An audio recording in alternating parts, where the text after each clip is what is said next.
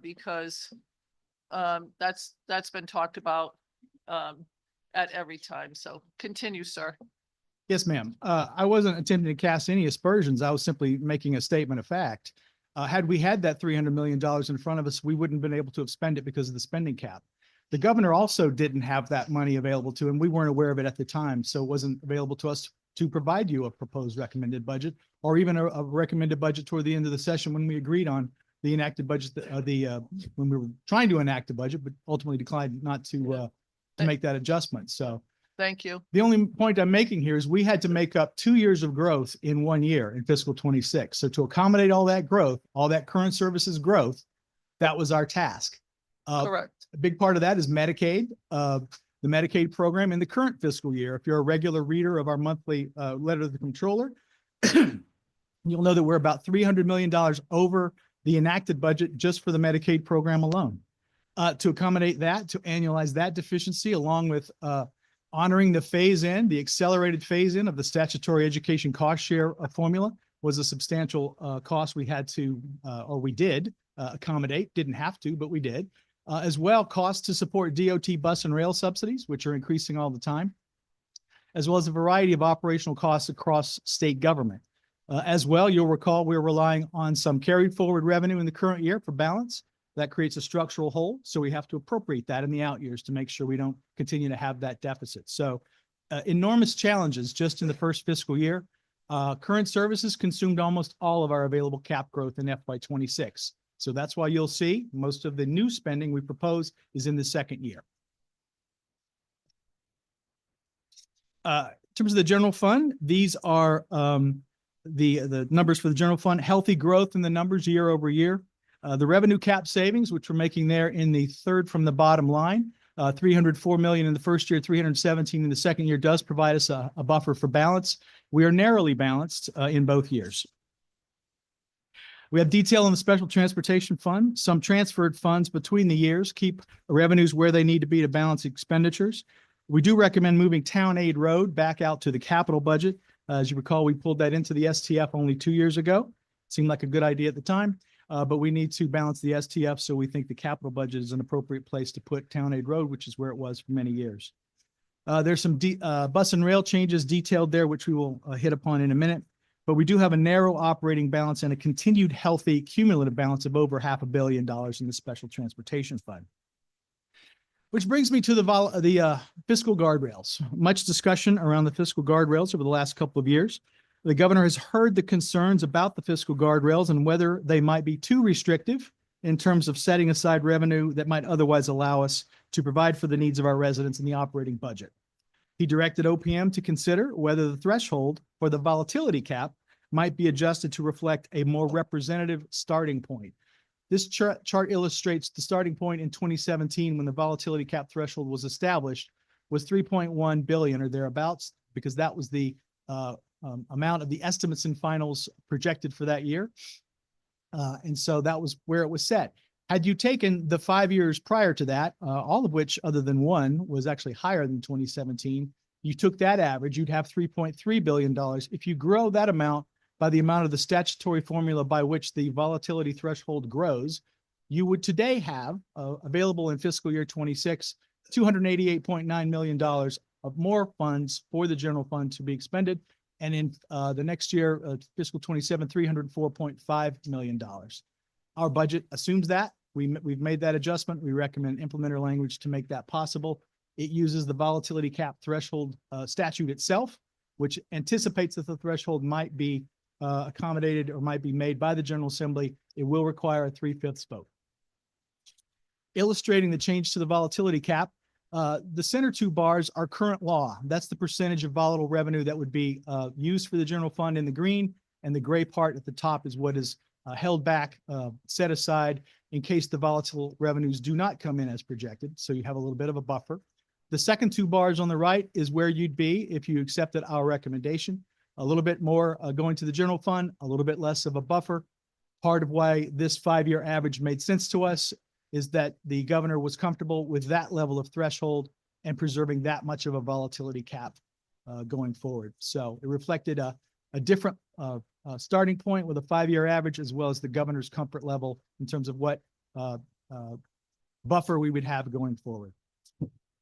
Turning now to the governor's proposed initiatives. Governor Lamont proposes to set the state on a course to develop over a number of years a universal preschool system for children in this state. The down payment on that is a proposed universal preschool endowment to make pre-kindergarten and early childhood education affordable and accessible for all of our kids.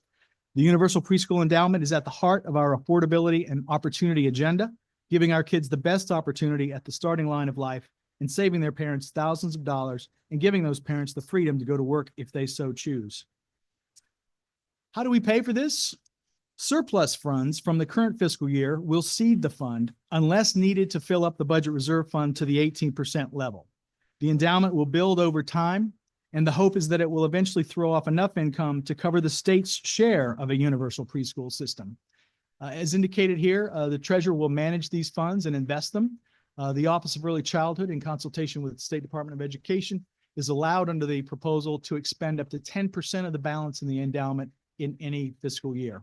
It will take some time to build out the capacity in a preschool system in this state. It's a multi-year effort. Commissioner Bai has a plan that she'll detail when she comes before you of adding thousands of new slots over the next decade or so across the state, as well as reducing the cost to families of some existing slots and expanding the use of some existing slots. As part of the governor's commitment to investing in children and their families, more than $100 million in new resources are provided in the general fund to augment a variety of existing programs already in communities in the state. And some of these are listed on this chart. Office of Early Childhood comes in for new funding in the second year in all of these existing programs. Department of Housing and Department of Social Services also have roles to play with children and their families, and they come in for additional resources as well.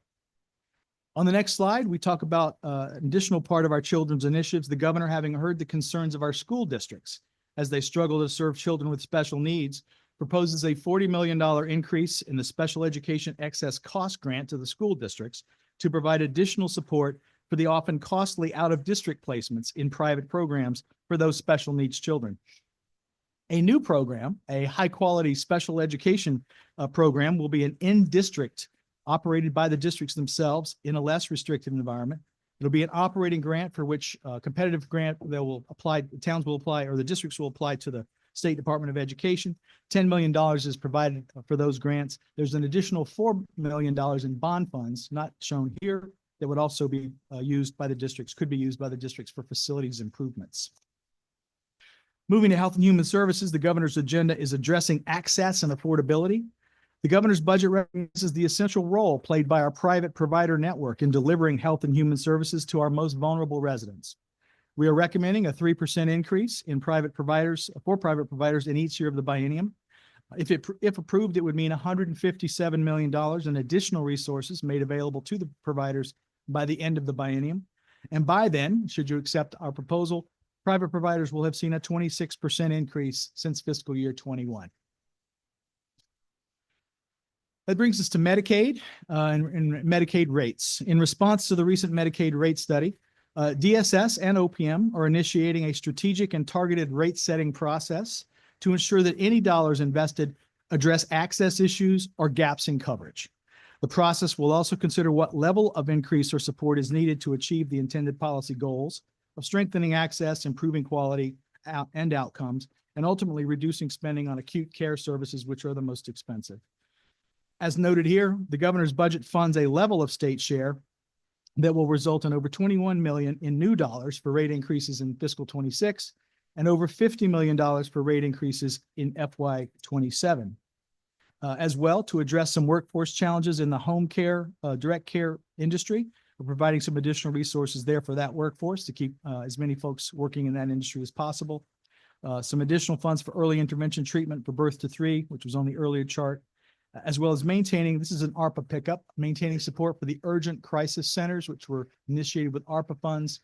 Those have shown a great promise in helping keep kids with behavioral health issues out of the emergency departments. There are 4 locations around the state where those centers are operating. Human Services caseload growth. Additional funds are provided to the Department of Developmental Services for reducing that wait list around day programming and residential supports, as well as additional funds for DEMIS to support some community placements via the mental health waiver. Other human services initiatives for people with complex care needs, the first bullet there. This helps to delay or prevent costly nursing home or other institutional levels of care, especially for the dually eligible population, those who are eligible for both Medicare and Medicaid. Second bullet there is something we're doing to resolve some challenges in determining and administering a one-time benefit to domestic victims of domestic violence.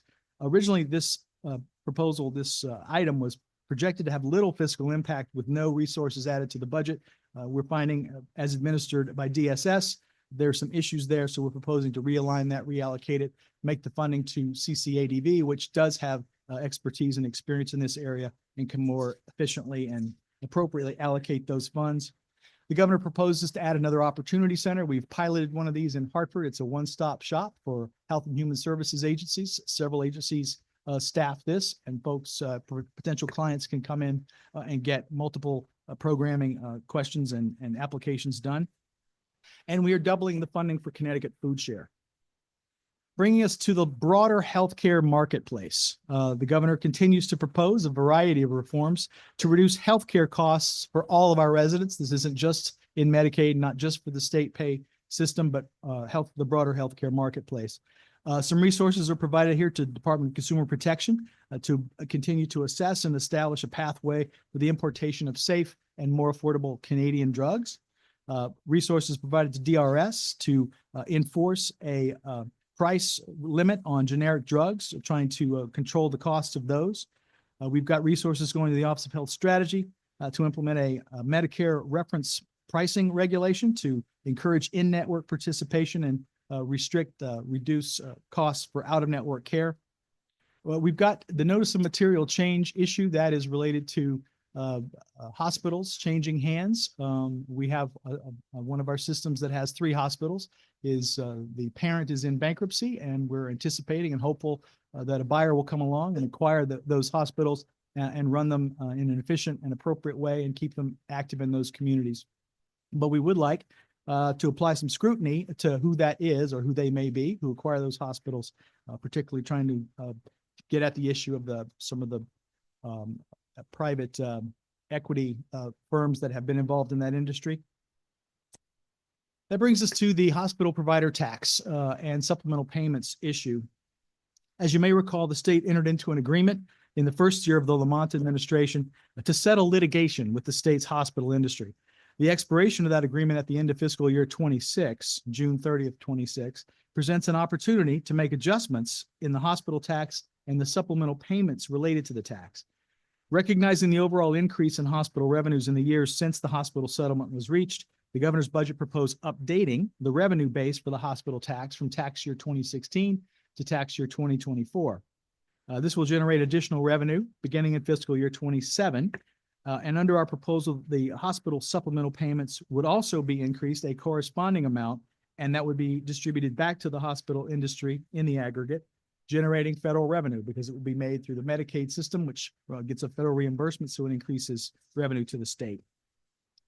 Alongside that initiative, the comptroller has suggested that there may be a way to negotiate reduced costs to state employees and retirees at hospitals, in exchange for which the savings therefrom would also be returned to the hospitals, again, through increased payments that would draw a federal reimbursement. This would also generate additional federal revenue. Our slide details the specific numbers that we proposed in this joint effort with the comptroller. These are all in the second year. It's part of our revenue base for the second year, so we have a year to work on it. The current agreement will control until June 30 of next year. But the goal of this combined initiative is to leverage greater funding to the state for our healthcare expenses, as well as incentivizing the hospitals to invest in measures that will advance the goals of access, quality, outcomes, and affordability. That brings us to Medicaid growth.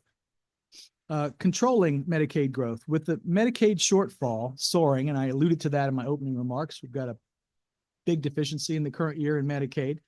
Concern has arisen over the costs of certain covered drugs. In fact, private carriers and other states are also rethinking this coverage. That's in the first bullet. That's the weight loss drugs when prescribed for obesity only. This coverage was added to our system without additional resources being provided to the budget. So we propose removing this coverage for weight loss only. Coverage would still be provided for diabetes and for reducing risks of cardiac events, with substantial savings in both years of the biennium. The second bullet refers to ambulance rates. Those providers got considerable increases in 2021, both a mileage increase and a rate increase. For the current fiscal year, they got another 20% increase, which was beyond anything other providers got. Given the need to target our limited resources to those areas of greatest need, we propose to return these rates, the ambulance rates, to their fiscal 24 levels. Number 3 there refers to the Medcare. That's the Medicaid for Employees with Disabilities program. The eligibility thresholds for that are getting more generous over time under law. We're proposing to freeze those eligibility limits at the April 2025 levels. Makes considerable savings there in the biennium. At the frozen income limit as of this April, the $85,000 rate for individuals, that's above the state median income, which is $75,000. We've got some proposals there for the cost share for state-funded home care, going from 3% to 5% for the cost share percentage. That's moved around over the years. It's been as high as 15%, more recently about 9%. It's currently 3%. We think if we can land at 5%, we can get some savings as noted on the slide there. As well, we have a proposal for reducing the long-term care pharmacy dispensing fees. If they dispense, they get a fee every time they make a dispense, they dispense drugs. But we're proposing that they be required to do a 30-day supply, except in cases where it's medically necessary that they not get it in that amount. And there are some administrative provisions that exist that deal with those situations. In the area of other human services initiatives, under the opioid settlement agreement, about $130 million has been received in the opioid settlement and more to come, I understand. Per the agreement, the state is entitled to use about a third of it for its own costs. So rather than sweep it and appropriate it, we're simply proposing to direct the committee in the back of the act language that we're proposing to make those disbursements for those programs to keep them going. These are, in some cases, ARPA pickups or ARPA continuations, as well as other needed line items. By keeping it, doing it this way, we save spending cap room. And we're going to work with the Social Equity Council as well to utilize some of the cannabis revenue that they have at their disposal. And we think that they have upwards of $60 million balance there with the Social Equity Council. We'd like them to work on some issues involving housing instability and homelessness. We've got other proposals around increasing housing supports, additional funds for RAP vouchers, both the Head Start for Housing, which is kids in Head Start whose families are experiencing homelessness, as well as additional monies for elderly and disabled individuals who are having housing difficulties. Additional funds are provided to DOH to support eviction prevention efforts and support the work of the hubs that they work with. Those are the private providers they work with on those issues around folks experiencing eviction issues, as well as the cold weather emergency response. That's part of the earlier slide on opioid settlement fund resources being used for that purpose. Moving to transportation services, we do appropriate $96 million in additional state funding over the biennium for rail, as well as $67.4 million in additional state funding over the biennium for bus service. But to help defray some of these costs, we are proposing fare increases for rail. As you can see there, the rail increases of the last several years haven't quite kept pace with inflation. So we're proposing a 5% increase for each year of the biennium. And it brings in $31 million. For buses, in the second year, we're proposing a 25% fare increase, bringing in a little bit of money to help defray that. As well, the U-Pass, which is used by the college kids for bus and rail service around the state, coming in for a increase in the second year.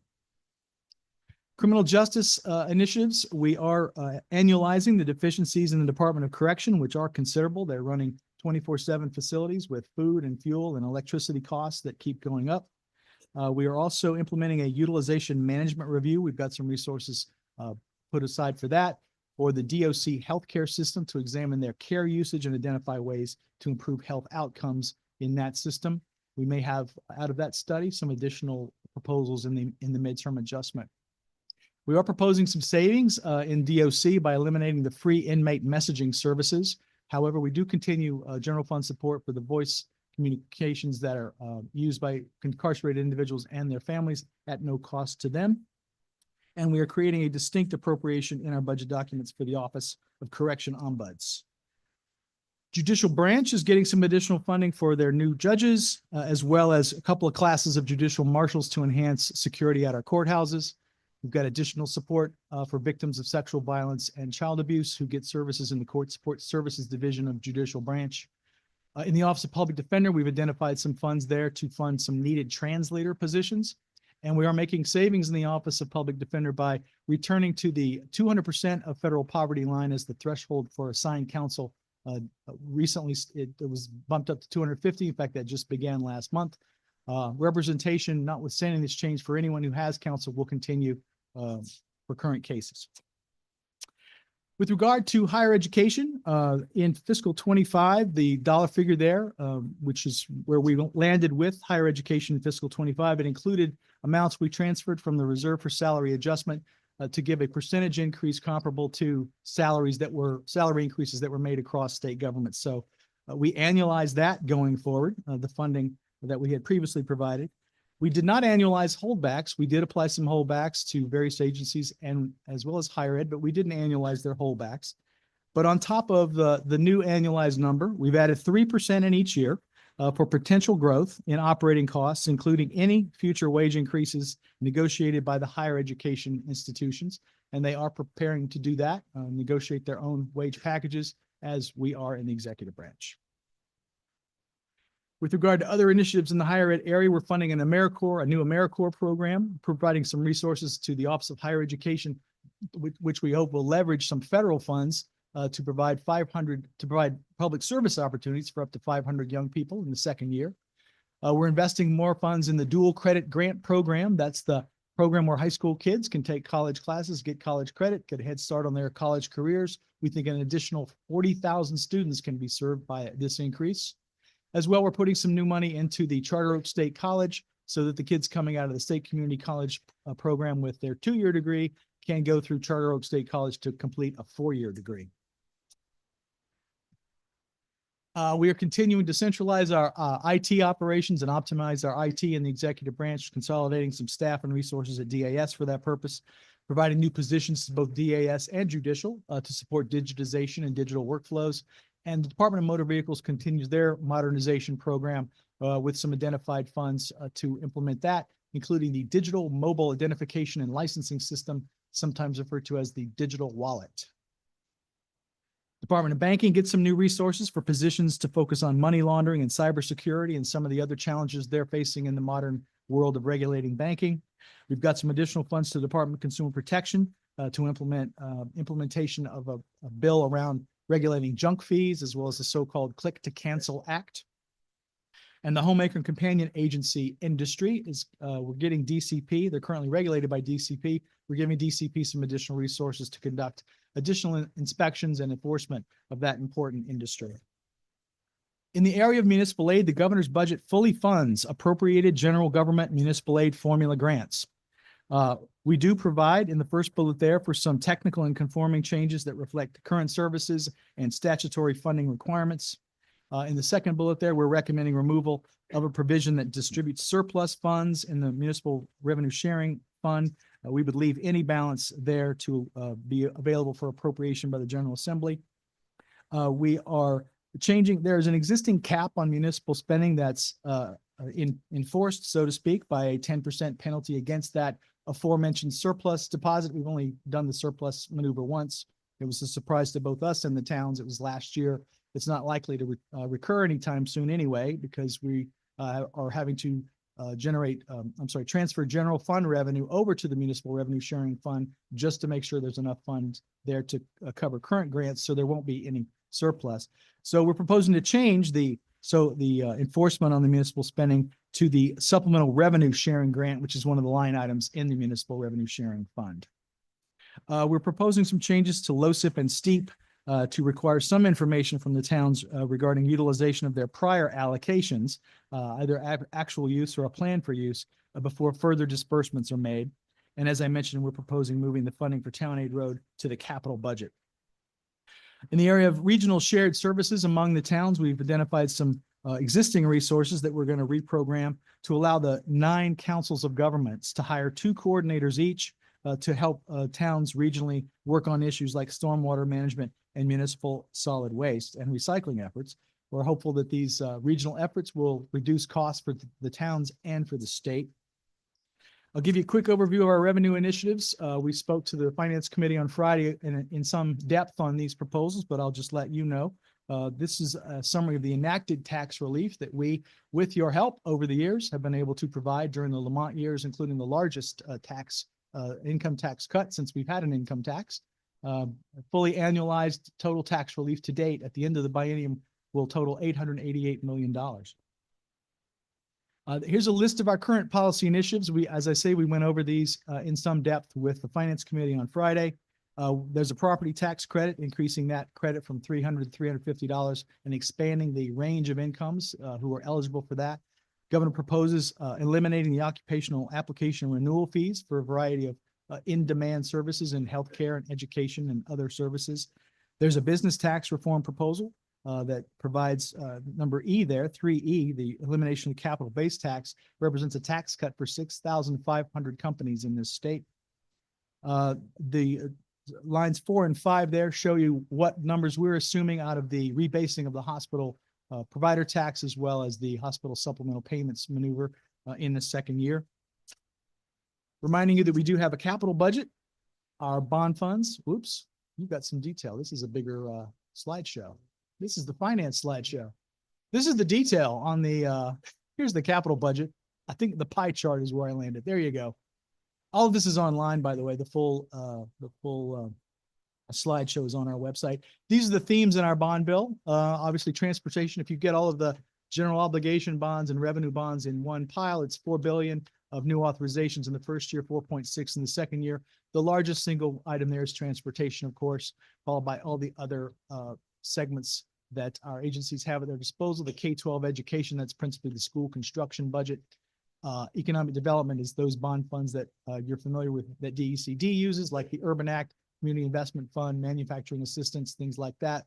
Housing, we still have our governor's historic commitment to housing. He's put out quite a bit of money over the years and will continue to do so in the area of building housing wherever we can. That brings me to my conclusion with you guys. Our budget is balanced. It maintains fiscal discipline. We establish in these proposals a universal preschool endowment. We're investing over $100 million in the general fund supporting children and their families. Again, private providers coming in for $157 million in additional funding, 3% per year, as well as continue our historic commitment to building more housing and tax relief for businesses and individuals. With that, I'll be happy to take your questions. Thank you. Thank you very much, Mr. Secretary. So, we're gonna do 2 questions, each, and I have, my first question is relative to the child care endowment. And so the child care endowment is set up for $300 and some million into it this year, and some 400 million in the second year. And it says that the Office of Early Childhood could disperse up to 10%. Is that 10% starting this year? 10% starting in 27? When is that first 10%? Starts in fiscal 26. 30 million? I'm sorry? $30 million? Yes, if we deposit 300 million as we propose, then yes, in fiscal 26, there should be 30 million available. Going forward, it's whatever the unappropriated surplus is. As you know, there's no guarantee that that 400 million, which we project, will actually show up. Right. That bounces around. Some years it doesn't emerge. Some years we won't have that amount. But whatever is there after we've gone through a legislative session that hasn't otherwise been diverted, when the controller closes the books, whatever is there for an unappropriated surplus would go there. And the commissioner of OEC will be the purveyor of the detail of that. Because I have significant concerns about the detail. I've brought to the commissioner every year for the last 8 years that we have a a daycare desert in Eastern Connecticut. The only company that's paying a third of the thing is an Eastern Connecticut company. So I'm a little concerned that they'll avoid Eastern Connecticut and not disperse any of the funds out this way. So I am worried about that. And my second question would be about relative to special education. And so we don't put any money in until the second year, where we put 40 million and 10 million. And my question is on the second 10 million, which is a competitive grant for in-district, which completely cuts out some of the 80 towns in Eastern Connecticut that do programs at Learn and East Con. Because if they did it in district, we wouldn't have enough teachers to go around. So is that just a broad statement and not necessarily based on the detail? The intent is it could be regional as well. So if the special ed is organized on a regional basis, they could apply as a group to SDE and also get this. Thank you for that, because I think we have to take into account some of the regional efforts, because we just don't have enough teachers that handle special education to do it on 180 some school districts. So Governor is strong supporter of regionalization, as you know. as am I, always have been. I'm Representative Walker. Good afternoon, Mr. Secretary. Good to see you. First, I just want to say to you and your team, thank you for the hard work that you've done on this budget. I said hard work. And I also want to say, since we want to sit here and talk about it, I hope we get more than 2 hours, because it took you more than 2 hours to develop it. So for us to be able to go through it, it'll have to go a little while. And I'm sure everybody would love to hear some of the questions, because we've got a long list of people that have some things to say. So the governor in one of his statements last week in the press statement, he said that we must focus on the working class families in Connecticut. And I think you just did a slide just now. It said that you invested over $100 million in programs in there. Taking into account the size of the budget and what $100 million is, do you think that's really truly investing in the families? Don't answer. I'm not gonna ask. So Well, I think I'm going to. Oh, good. The governor is proposing a property tax credit, which is putting money in families' pockets. I'm just taking your words. I'm And- just taking your words. You said $100 million in families. I didn't, not me. It is over $100 million, which is a significant amount of money, and we're proud and happy to be able to make that Sure. in this difficult budget. As I indicated, we have cap issues, we have balance issues, and we struggle to produce a budget that holds towns harmless. We didn't cut municipal aid. We're transferring general fund money to make sure that all the formula grants for municipalities can be funded. We held harmless the ECS acceleration. That was on the table. Both of those were on the table in November. We didn't do that. So we've done a lot in this budget and provided $100 million of new funding for children and their families. Existing law, current services is seeing I think it's a $40 or $50 million increase next year just by operational law before you get to our 100 million. So this budget does an awful lot for families. I'm gonna leave the ECS hold harmless to my ranking member. I think she'll. I probably get misspoke on the hold harmless. What I meant was we Representative honored the Dean. acceleration of the ECS, the new formula, which by the way has a component for special ed as Okay, well. so you also stated that you were protecting the cities of the state of Connecticut.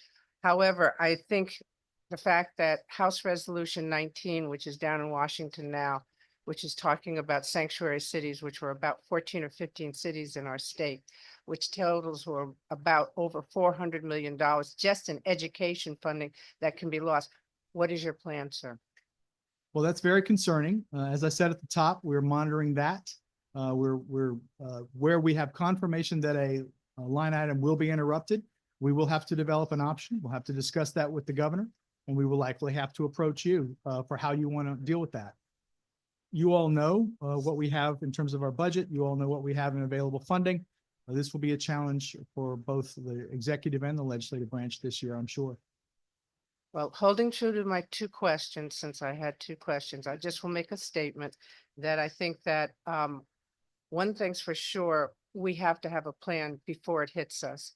You don't wait till a storm hits you to say, I got to get a plan to deal with the storm. So I think that we should be starting on that now. And part of it, I think, should be in the budget and looking at the families that are going to be affected dramatically by the reductions that go on in Hartford, in Middletown, in Bristol, I could just go through a whole litany of towns that are going to be in major trouble because of what's going to happen potentially in the next few weeks to Connecticut. So looking at that and looking at the budget before us, I think we have a lot of reorganizing to do in this. So thank you, sir, and I will come back. Thank you, Madam. Representative Nuccio. Thank you, Madam Chair, and thank you, Mr. Secretary. There's a lot of information in this book, and, I'm an avid reader, but it takes a long time to get through all this. I do have a couple of questions in relation to specifically the presentation that you put forward. The first question that I have is a high level. If we were not to readjust the volatility cap, if we were not to start messing with the fiscal guardrails, could you enact this budget as it is without that $300 million? No, we'd be 300 million out of balance. Okay. My second question, and I definitely have more than two, but my second question is, you mentioned specifically some changes that you were going to make to the Medicaid payment structure. And I agree with you wholeheartedly about, utilization management. And if you look at the Medicaid monthly spend report, my insurance brain starts looking at the categories that are going up and wondering what measures we're taking with the Medicaid population to kind of control spending and healthy behaviors and, enhancing wellness and everything else. So looking at the fact that we are $300 million over this year alone in Medicaid, the things that you're specifically targeting are weight loss drugs, the ambulance increase, home health care, and an expedited pharmaceutical prescription. So, you're getting 30 days, 60 days, you're getting that benefit. And then the last part of that 5 spoke there is the amount of people who are on Medicaid. And I have always found it quite concerning that Connecticut, being as wealthy as it is, that 1/3 of our population is on Medicaid. So I know that some differences between how we classify it and what our income levels and everything are, considering other states around us. Do you think that it's these 5 things that are the major driver of the 300 million? Are we going to be able to recapture that by making these changes, or are these, don't take the word offensive, but arbitrary? Like, are we just looking at some high hitters and saying, if we change something here, we might see some savings? Well, we've recommended changes to the program that would provide savings to help defray that increase. We think these are reasonable proposals for the reasons stated. DSS struggles to continue to keep up with the growth in this category. There are more folks staying on Medicaid than we thought was going to be the case after the pandemic. States around us have seen decreases in their Medicaid caseloads. We have not seen as much of a decrease. And the costs per case, I'm told, are more expensive than they used to be. It is an ongoing issue that we're grappling with. But we've got an historic mandate to cover these folks and take care of their health care. And we mean to do so in this budget, and we provide the means to do so. As a follow-up kind of with that, is that okay? It's the same question. All right, I'll put it on. Senator Kushner. Thank you, Madam Chair, and thank you, Secretary, for being here today. Actually, following up on Representative Nuccio's question, I noticed I was looking at the weight loss elimination. It looked like you saved 3.5 million, which doesn't sound like a lot of money, but for people, I'm just curious if you've done an analysis of what happens to those folks that are denied that benefit in terms of future cost to the state in healthcare, because we know obesity leads to many other health issues that we will then have to pay for. It's savings of $28 million in the first year, almost 17 million in the second year. I was looking at a summary and I saw a different figure. Say that again, please. It's 28 point, and on slide 22, a savings of 28.8 million in fiscal year 26 and 16.9 million in fiscal year 27. And would you answer this part of that question about, Yes, doubtless, it's a benefit to people who take it, and there may be impacts if they stop taking it. But it's one of those things where we have to find some way to have a balanced budget that stays under the cap and that controls some of our costs. As I indicated in my remarks, a number of private carriers are rethinking their coverage because of the growth in the cost of these drugs, and other states have rethought their coverage of these drugs at this rate of increase in these costs. So it's where we are in terms of this drug and this budget. so I take it you don't have an actual dollar amount, or you would have provided of what the cost will be further down the road in terms of healthcare? No, I have one other question. My second question goes to the Department of Corrections and the elimination of the messaging as opposed and leaving the phone calls in place. Do you know can you give us the relative amount of dollars that are spent on messaging versus on phone calls? I think the phone call costs are about 6 million, or maybe a little over 6 million. I don't think that even includes the amount we have to pay for the monitoring of them for security purposes and other purposes. So it's about 6 million or so for the phone. And the messaging, I'm sorry, I didn't. Messaging is $3.8 million savings by eliminating that. The reason I asked that question, just a quick comment on it, is I think we know that a lot more people communicate today through messaging, text messaging than through phone calls. And that's the trend. And particularly because people aren't always able to answer a phone call where they might be able to respond to a text message. So, that concerns me in terms of, I know our efforts, and when we included this in previous budget, was to really make sure that we were allowing that kind of communication between folks who are incarcerated and their families. And it concerns me that we would be eliminating part of that. May I respond? I'm happy to have you respond. Regarding that and the weight loss drugs, we don't have a policy difference on either of those. We don't think they're bad programs. We're not cutting them because we don't think they should be, folks should have those services or programs, but we have to balance our budget, and we have to come under the spending cap, and we can't fund everything that's nice to have. We try to fund the must-haves, but sometimes you have to make tough calls. We don't have unlimited resources. Unlike the federal government, we have to balance our budget, and we have a spending cap. So that's the sole reason for pretty much all the cuts or the savings that you see in our budget was for that reason. Thank you, Madam Chair. Representative Paris? Thank you, Madam Chair. Mr. Secretary, Governor's budget is said to be investing heavily in children and families, anywhere from education to housing. And those are things that I certainly do care about. I care a lot about children and families. I care that we have more families coming into our state, more people having kids here, and kids thriving. I do, however, take great offense, where I have major concern with the fact that the governor's budget proposed eliminating funding for various community grant programs, which of course support youth programs, teach economic empowerment, also give critical community services, whereas the schools cannot, and families are not able to do that. And that's totaling at least $9.5 million that we're not investing in children and families across our state. Some of them are in my district. I know they're in the district of many of my colleagues here. I just would like to know how the governor's budget, or how the administration rather would will help communities make up for these losses. And were there alternative funding sources identified to help make up the loss? Well, those legislative earmarks were proposed for elimination in this budget. We couldn't find room for them, again, consistent with balanced budget and spending cap. But we have an array of state agencies that have an array of programming that helps children and families in all of our communities. And our municipal aid budget provides tremendous, which is for general government purposes, has doubled during the Lamont years for municipal aid. So between the state and federal, the state and local programming that we have, we had an obligation to fund that and fund all of the benefits that children and families derive from that. All right. Well, I'm not going to go into a sub question on that, particularly, Madam Chair. I'd like to have my second question, if possible. From children and families to young adults in our state, I'm also concerned about the significant reduction in higher education cuts that the governor is proposing. Fiscal year 26, 300 million.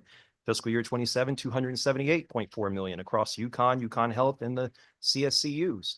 Our kids are already facing the fact that at many of their campuses that they don't have wraparound services made available to them. Many kids are going hungry. They don't have libraries made available to them. Counseling services and career service programs are being cut. And many of the schools are falling apart around them, but I'll leave that for another question. With the reduction that's coming towards higher education, Mr. Secretary, and many of the institutions are already facing major financial strain, how can institutions, how can we as a state expect for institutions to continue to operate at these current levels without any tuition hikes and or service cuts, further service cuts, quite frankly? The state's block grant is being increased in both years, 3% increase for both years for both systems, both CSCU and UConn. So it's not a cut in terms of the state's block grant. They did enjoy several years of one-time funding, which everyone knew was one time, that came from the federal government, the ARPA funding. And they could have and should have used those for one-time expenses. That's what you do with one-time funding. They have, both systems, reserves, enormous reserves of over 400 million in each system. So they also have, certainly in the case of UConn, additional sources of revenue. We made a change a couple of years back to take the unfunded legacy costs of the retirees and their healthcare off their books, brought it onto the comptroller's books, making them a much more attractive to grant-making institutions with a much smaller fringe rate. So they have that opportunity. They have a number of levers at their disposal to control their costs and to avoid tuition hikes if they so choose. So we've not decreased the state's commitment in its block grant. We've increased it by 3% each year. Thank you, Mr. Secretary. I'll have further questions, but I'm hoping that we can continue to make further investments for children and families. Thank you, sir. Senator Hartley. Thank you, Madam Chair, and good afternoon, Mr. Secretary. Thank you for your time and indulgence. We will have an opportunity as we go through working sessions to really drill down, but just if you might speak generally, I'm noticing a reduction in the healthcare apprenticeship program and DOL. And, as we struggle statewide to staff our hospitals and actually meet legislation, which is currently on the books regarding staffing, I'm just wondering if you could speak to the rationale of the elimination on that healthcare apprenticeship program. It's a workforce that is really under stress and challenge right now. As I witnessed that in My understanding is the Technicolor in program. my hometown. Sure. My understanding is the program's never has never been operationalized. It hasn't spent any money to date. So we're lapsing it and taking that savings. But in the area of healthcare and the workforce, nurses and those categories are in the proposal in the revenue side to reduce their application or eliminate their application and renewal fees. So we're giving a boost to the nursing industry, the nursing workforce that way. I'm so sorry. I was a bit distracted. Can you just repeat that? In the area of encouraging folks working in the healthcare industry, part of the proposal to eliminate professional license fees, application renewal fees, nurses are part of that. The nursing categories are part of that elimination. So that's a considerable boost to those folks who are looking to work in that industry. So that is a way in which we're trying to encourage healthcare participation by folks in the healthcare industry. And thank you for your comments, because that's obviously a flashpoint with regard to an apprenticeship program that we've not stood up, so to speak. So I think that is worthy of more conversation and vetting. And then if I might, Madam Chair, just one other quick question. I noticed that we've got two positions actually being put in DECD with regard to AI innovation. Can you speak to that? Is that in relation to legislation that is currently previously proposed and currently being proposed, or No. what are you envisioning there? It's not with regard to regulation of AI. It is an initiative that Commissioner O'Keefe can explain to you about trying to work with industries that are developing that capability and have that capability as part of their operation. It's a economic development initiative, not a regulatory initiative. And what level position are we talking about? He would have, I don't have that level of detail. We could get that from him, but he'll also be in front of you at some point. But thank you, Mr. Secretary. Thank you, Madam Chair. Representative Exum, followed by Senator Lesser. Thank you so much, Madam Chair.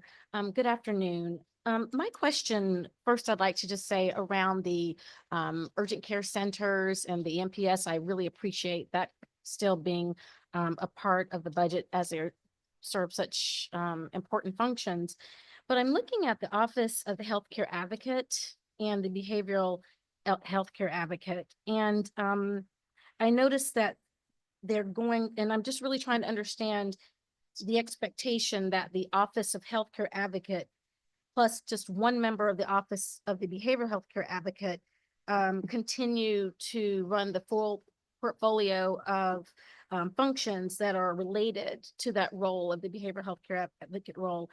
Just looking at what we have regarding behavioral health issues, I'm wondering what the reasoning is behind this, if we think this is a wise thing to do at this point, and what's the detail of this move?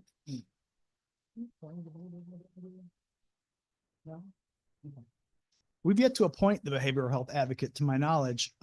This is an obvious consolidation to achieve the efficiency of having those two advocates work together. Behavioral health is part of healthcare, so they should be consulting and in the same office. It just made sense to us. But it says that there were 4 roles and it will go down to 1. So I just, It's a consolidation. Again, you can have an efficiency of scale there with the two advocates and working together. okay. I would just push back a little bit, given the behavioral health issues that around which we're aware.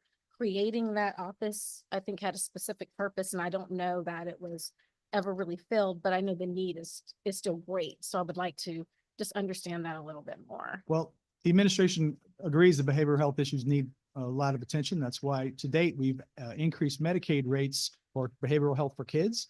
We're proposing in this budget to achieve parity with adult behavioral health reimbursements so that as those kids age, they won't experience a benefit cliff as well. You mentioned the urgent care centers that we're concerned with.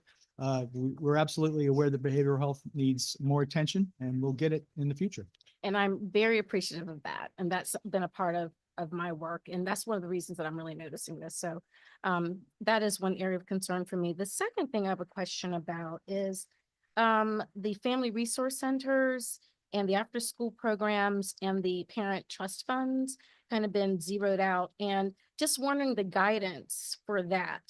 If I could get some insight, given once again, the importance of socialization for children, looking at the different needs that we're having. I know the Parent Trust Fund with the Parent Leadership Training Institute, the FRCs are invaluable. So I'm just curious about that as well. That's a consolidation of all those into one grant program out of the Department of Education. So it's not eliminated, it's just consolidating them. It says eliminate funding for 6 programs to that single grant, but the savings is almost 2 million. That's what it says. Is that in the OFA write-up or the, This is the analysis. Yeah, OFA analysis. that's not our document.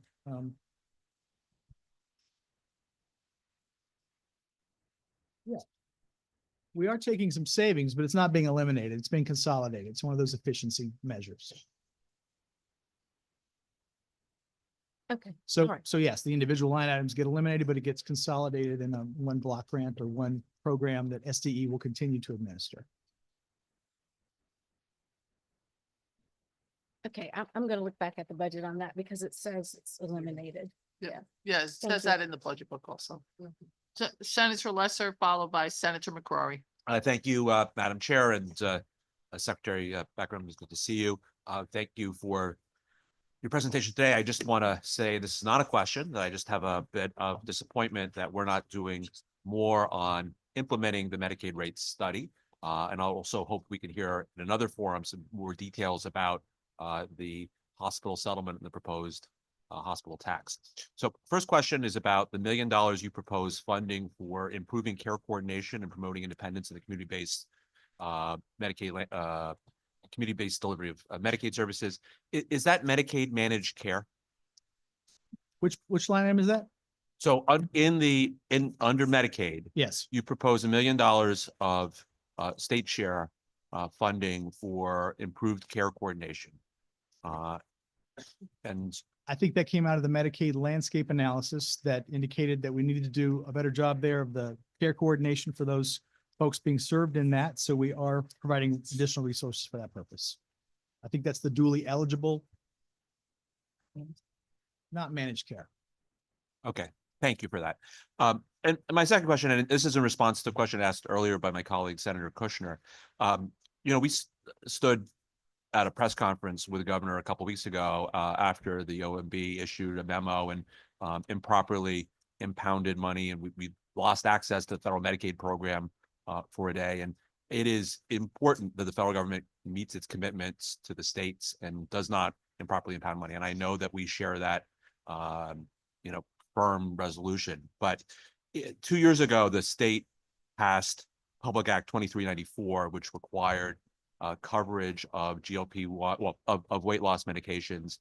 This was a policy that was agreed to because we believed it would save money. In answer to Senator Kushner's question, we thought that was a good policy. As far as I know, I see the proposal here to remove that from the statutes.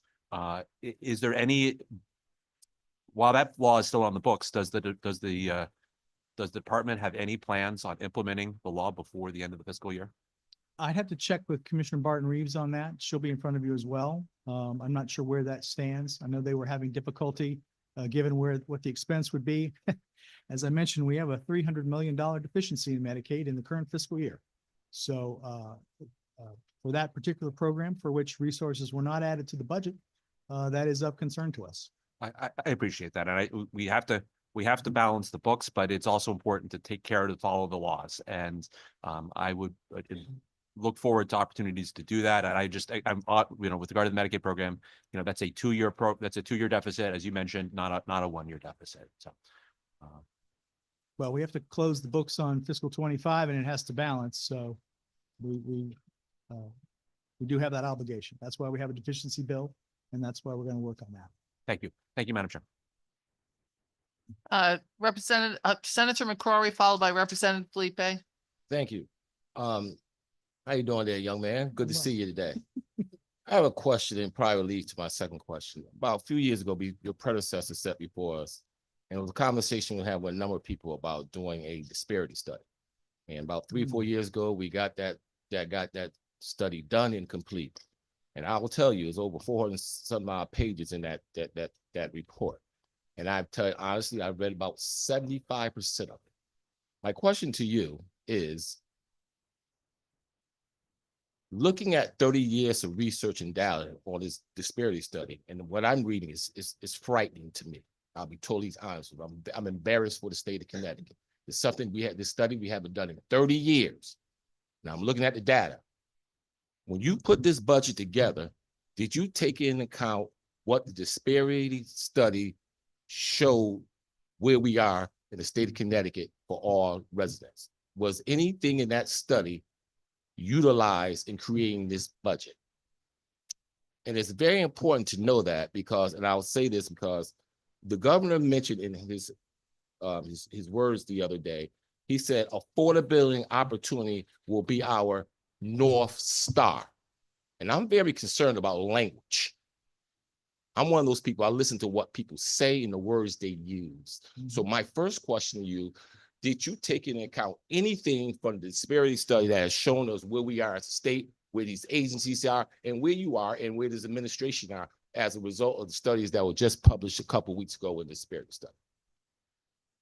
Senator, the disparity study was commissioned to gauge whether or not our supplier diversity program at DAS would be able to be defended in court should it be challenged on the basis of discrimination. The report, the study is what it is. It may or may not be available to DAS for that purpose in that eventuality. And whether or not it would be sufficient is, I think, a question for attorneys who work in that area. Certainly a question in my mind.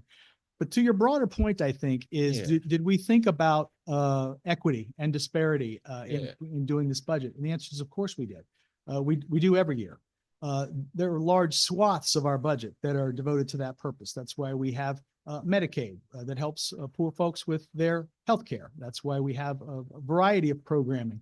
Our education system, our ECS formula, gives greater weight to and gives more resources to those communities that are struggling and that are have less financial resources. There's equity and concern about disparity throughout the budget. We have a progressive income tax, which as well as an earned income tax credit, which provides refundable credit to folks who are working but not making enough money to pay taxes. So yes, we think about those issues every day, all the time, and it informs our budget, informs our thinking across multiple agencies and programs. Did I get a second one? So if that's your response, then we're gonna have an issue. I'll be quite frankly with you, because the disparity study says more to that. It says, and quite frankly, I don't even speak that much about education. It's more about opportunities for people Yes. in all your agencies. So I will just say this to you and every other commission that I'll come before when we talk about equity, opportunities, and this North Star that we're supposed to be following. I think we need to have a deeper dive into it. And I'm talking about opportunities for business owners, for equity, for access to capital, and things of that magnitude. Mhm. Education stuff, we're gonna do that on a regular basis. That was not everything you just mentioned was nothing I was thinking about. So I will just say this to everyone as we move forward. Every question, conversation I'm gonna have with you and your commissioners is gonna be about opportunities and leading to get to that North Star. I am a disciple of this lady called Harriet Tubman. And I've been trying to get to that North Star for 300 some odd years, well before I was here and before I leave here. And if this is the budget that we're going to utilize that's going to get us to that North Star, we ain't getting there. We need a new path. And I'm going to work with you and every last one of your commissioners who is listening to me right now to get us to that path, because we ain't there. And I hope everyone else have read this disparity study so we all have a foundation of where I'm coming from. Because I'm studying, my Bible will be that disparity study when I have conversations about opportunities getting to the North Star. So I don't have any more questions, but I'm looking forward to working with you and everybody else that represents the administration about opportunities in North Star. Thank you. Thank you. Thank you, Senator. I take your point, sir. I look forward to that work. Representative Felipe, followed by Representative Dathan. Thank you, Madam Chair. And just to follow up on Senator McCrory, just want to say one thing. The representation of the disparity study as something that was done to determine whether or not the state of Connecticut could be sued is disrespectful to the fact that it's a set of data that really points to a lot of the things that people in communities like mine have been going through for years and years and years. We knew that that was there. We were just told that we needed data sets, we needed numbers to prove it, but we've seen it every day. So I just want to make sure that that is made clear.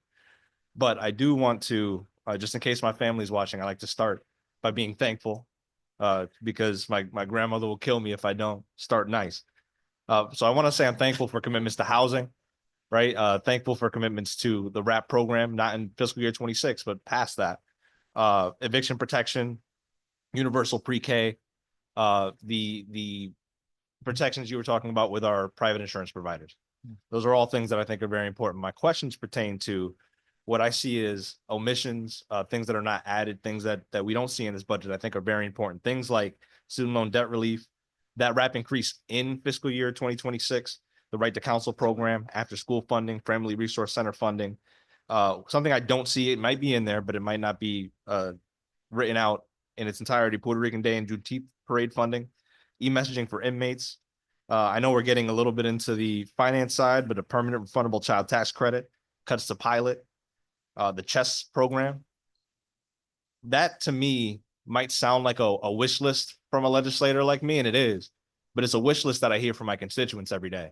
My question is when we have when we do data collection in the state of Connecticut, how much of this data collection do you estimate is done in these communities and not just, pie in the sky numbers that look over the entirety of the state, but are done regionally and really, municipality by municipality, because that's the way we live here in the state of Connecticut. Do you have a specific data collection effort in mind? We can do rental assistance program. We can do universal pre-K. Well, to the extent that we have data demonstrating need, and there's lots of that, as I return to my comments, we have a limited set of tools in our toolbox.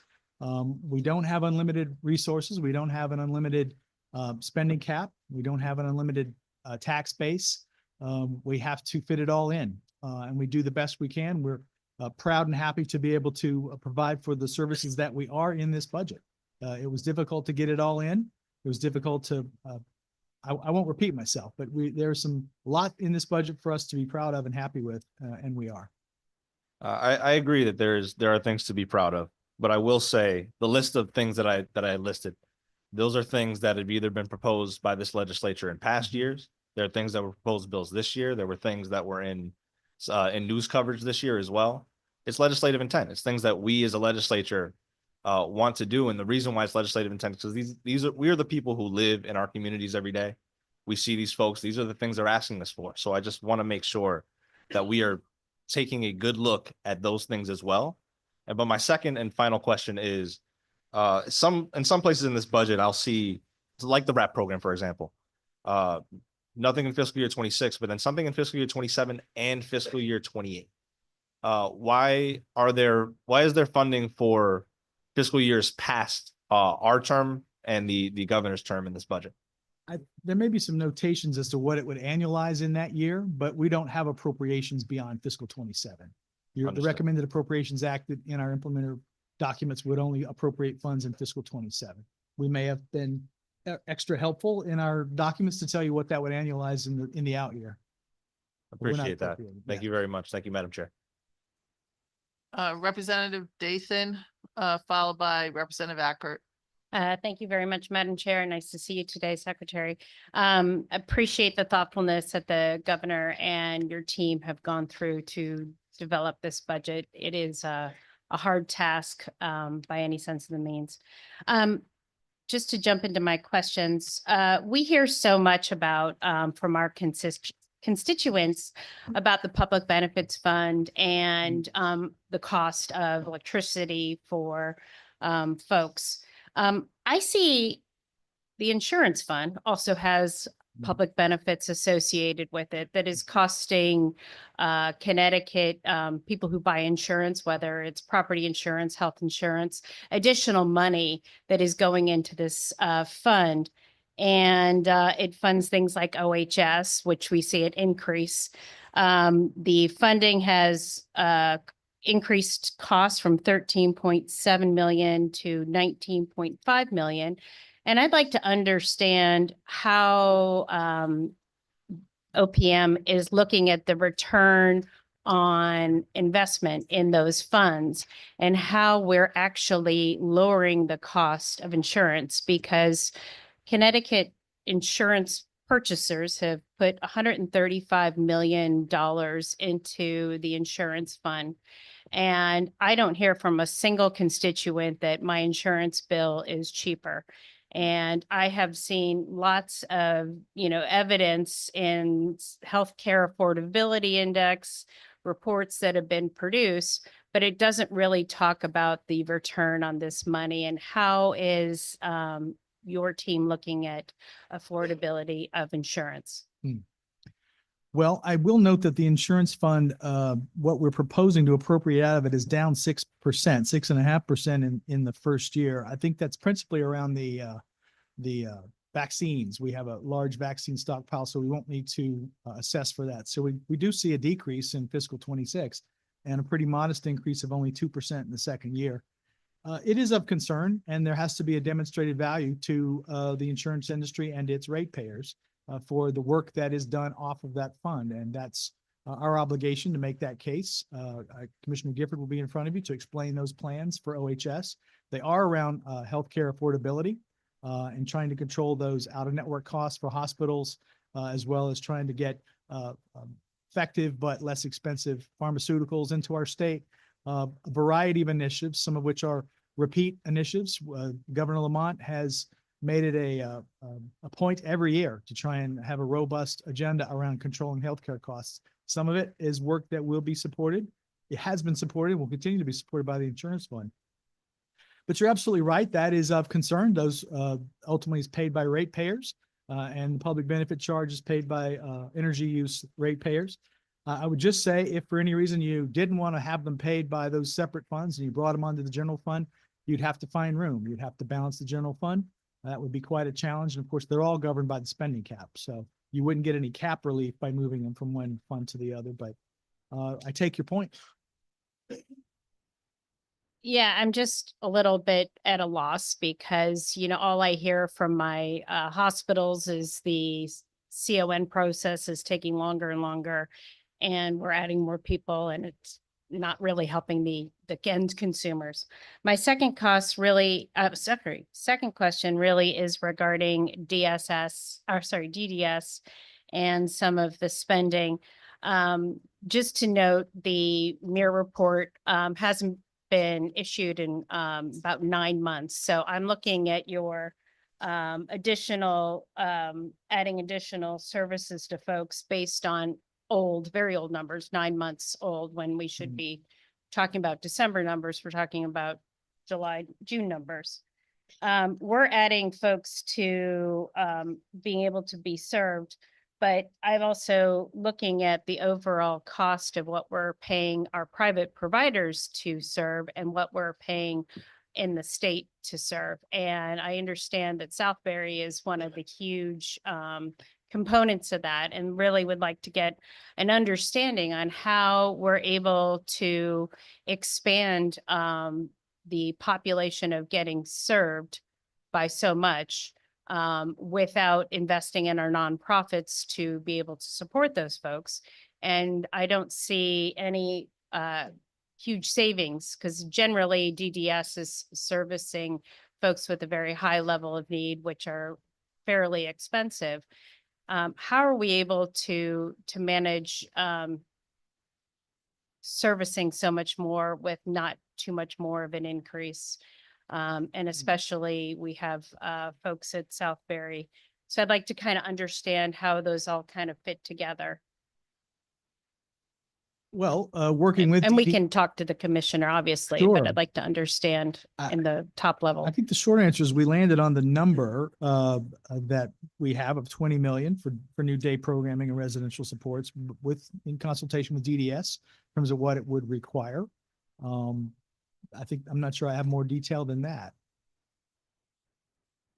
Well, hopefully he will make sure that with the facilities that are closing at Southbury, that we can get a better understanding of the population that's still there. We look at the cost per person is very, very large. And those folks could be served very well within the community. And I'm just concerned that we're pushing on the nonprofits to do more with less, and we're not servicing the population that's needed to be served in light of the 5001 bill that we did in 2023.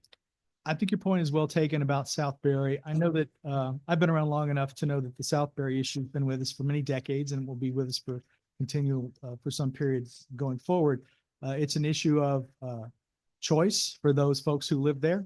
For many of them, it's the only home they've known for many decades. And so we will continue to provide those services to them. It's a difficult issue. I agree. It's probably not cost effective, but for those individuals and their families, it is how they live today. The other point was, I forgot, Southbury. What was your other point? That's okay. I'm just really trying to. This is her third, so I'm just pointing Yeah. that out. So thank you, Lucy, for going over too. And Mr.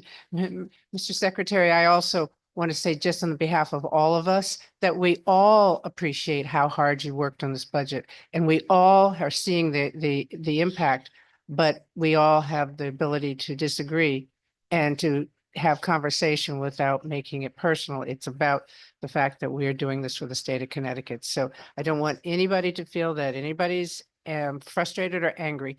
We're just doing our job as everybody else is. So I just want to make that point. Thank you. Representative Acker.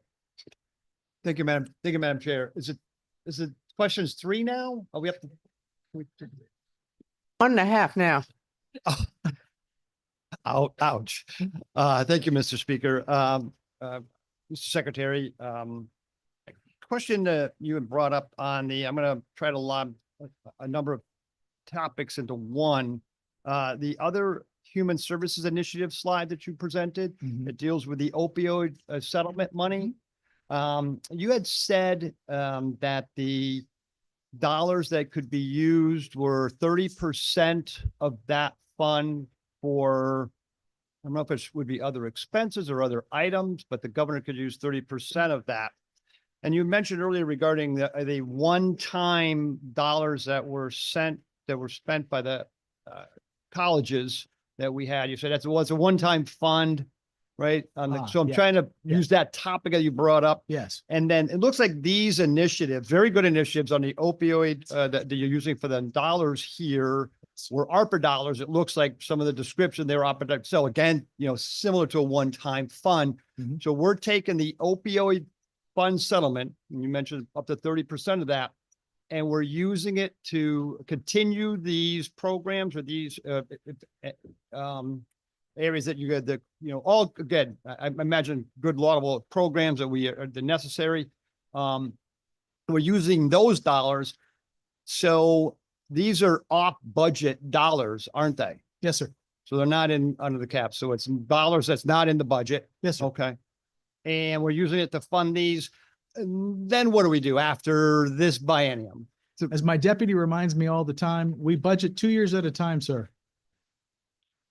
Right, exactly. But sometimes and that's great. But we're kind of kicking a can down the road a little bit on this area, we used ARPA dollars and now we're using some opioid spending. Would it be the intent of the next biennium budget that I know you're not here to speak of that we continue to use this kind of a process to fund that? I rather doubt the next biennial budget will be my responsibility, but yes, you're right. You will. Thank you. And then more of a local question for me. I'm big on early childhood and I like the initiative that was presented by the governor, but I want to make sure that the K-12 is funded to the appropriate levels that my towns and all the towns in the state of Connecticut are funded to. And one of my towns is taking an over 20% hit on the statutory formula in aid. 20% hit, town of Bolton. I cannot go back to my community that I represent, and I see some of them got additional funds attached to the formula.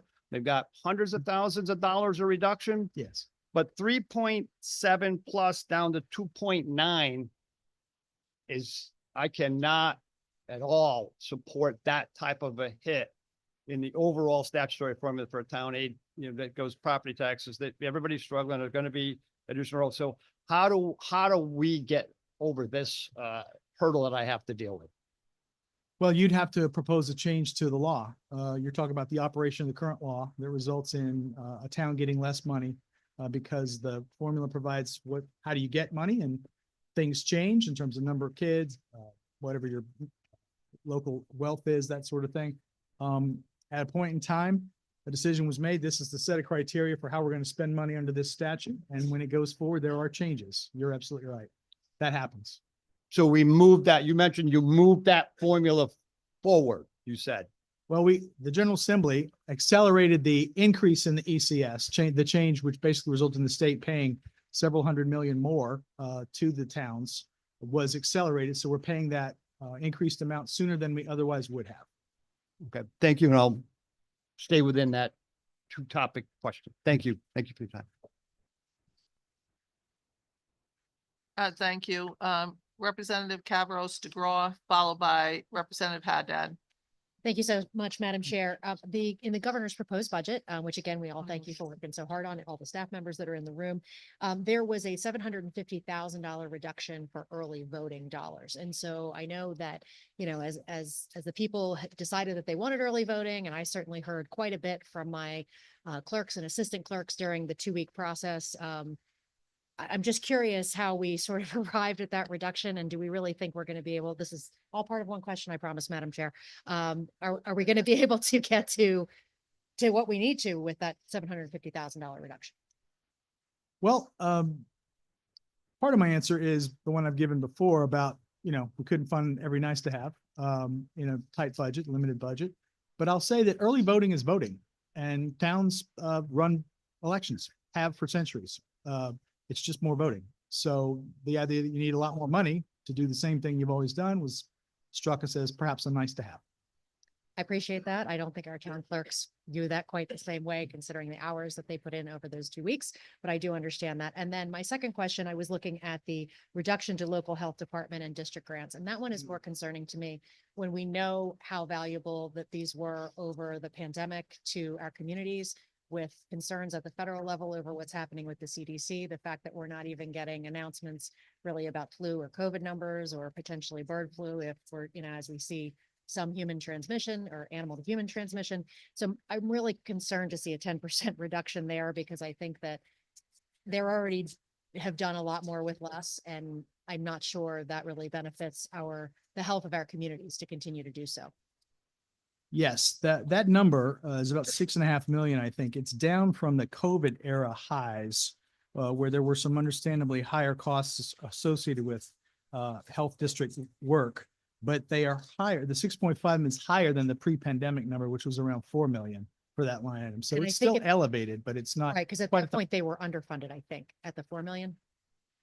I'm not Compared to 100% what? sure, but well, compared to what they were hoping to see, certainly, and Well, then I'm compared underfunded too. well, compared to what they need, aren't we all?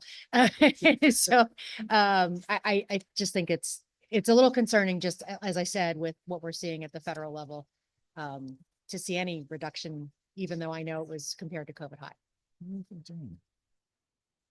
Yes, Okay. that's my answer. I was looking for my Okay. number, but I couldn't find it. Okay. Thank you, Madam It's Chair. about 6 million now, but during the pandemic, it was up around 7. And it was around 4 before the pandemic. So we kept it at a high level, but not as high as during the pandemic. Yes. Thank you.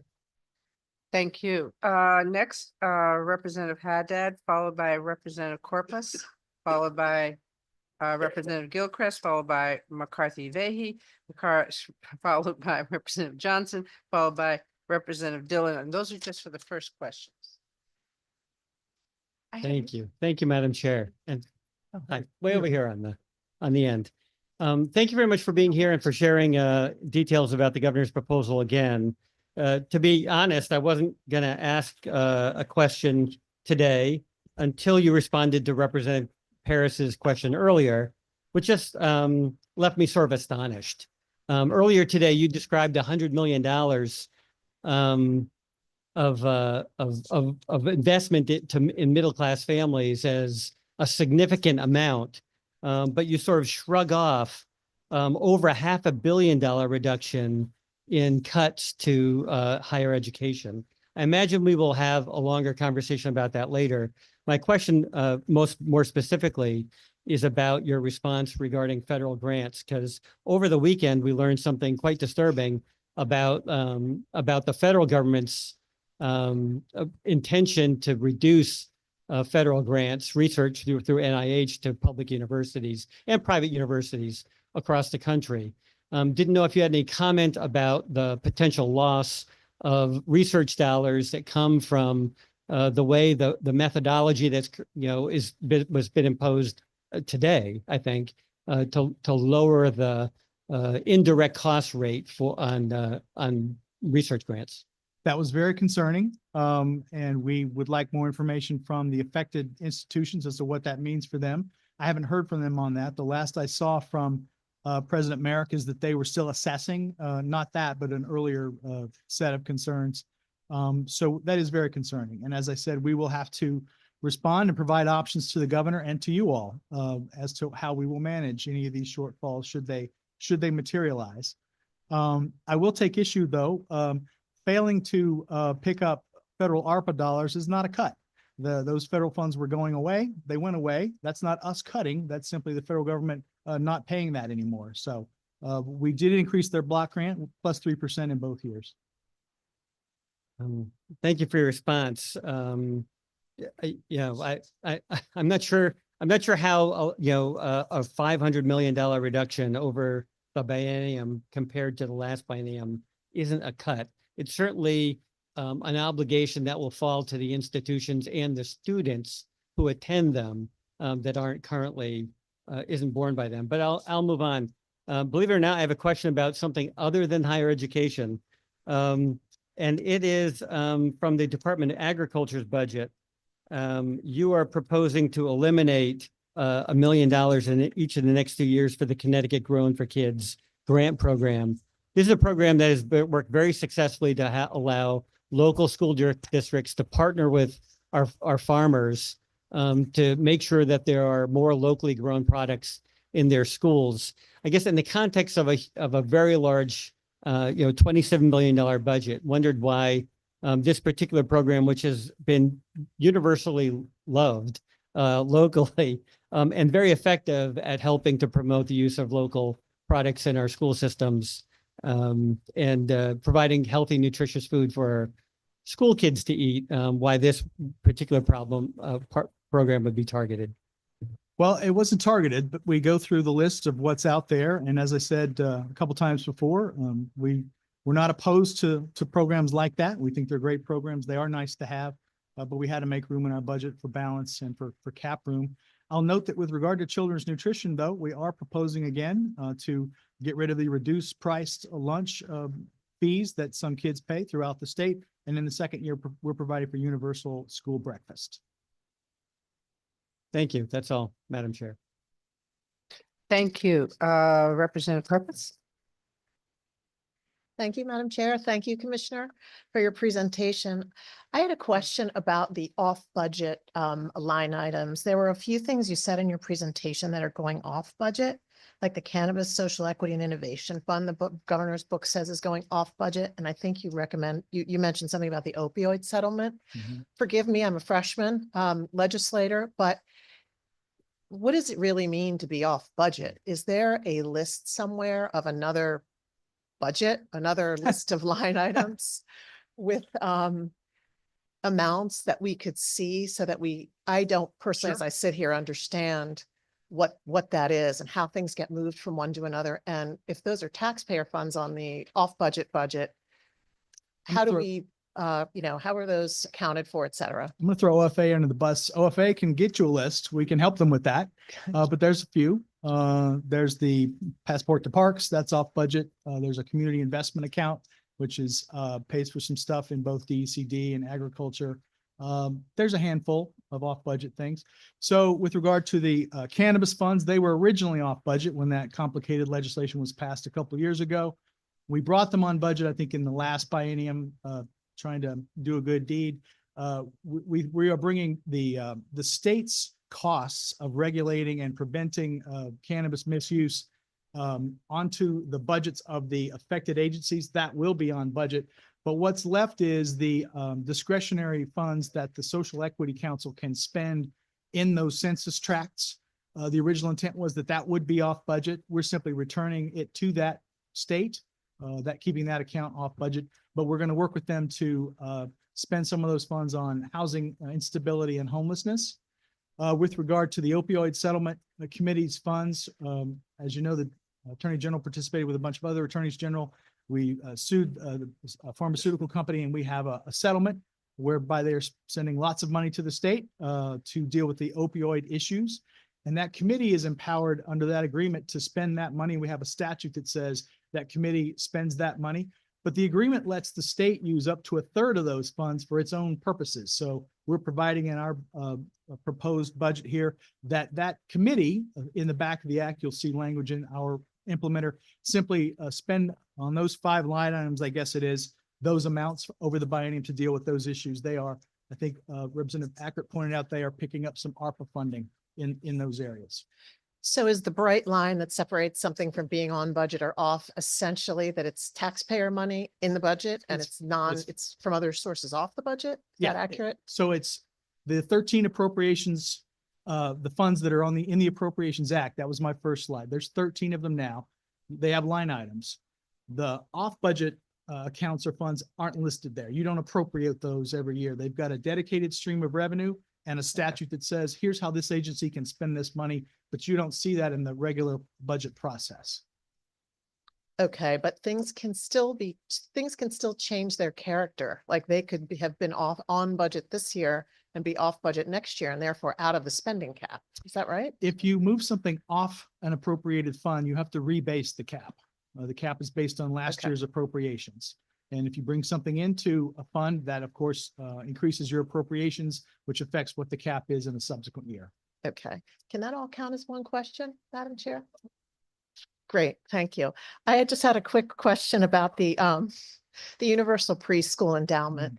And you said we were going to put in 300 million this year and 400 million next year. No, we're going to put in 300 million this year and the unappropriated surplus in the out years, whatever they are. It's projected to be about 400, I think. I'm not sure whose projections those were, but those change all the time. We do 3 consensus revenue estimates every year. We'll do another one in April, which will inform your budget that you produce at the end of this session. Okay, I stand corrected. I do remember you saying that, but is the intent for that to function as a real endowment? That is, that it will be self-sustaining, it will earn a return that will be in excess of what it pays out every year, and therefore the corpus of that will be preserved and we won't have to fund it every year after this 2-year budget? At some point, that is the goal, yes. It will grow, it will be invested as a trust fund the way the treasurer invests our pension funds. Okay. And we can draw down 10% and have that happen. That's a pretty significant draw. I'm not earning above 10% right now, and I would love to invest in this if it is earning that big a number. It's But up to 10%. Up to That's the 10%. proposal, yes. Okay, thank you.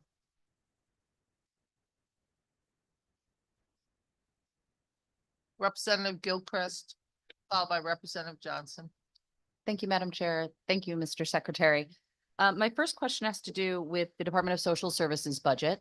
There is a proposed reduction or elimination over $2 million to programs in the community services and also in the human services infrastructure community action programs.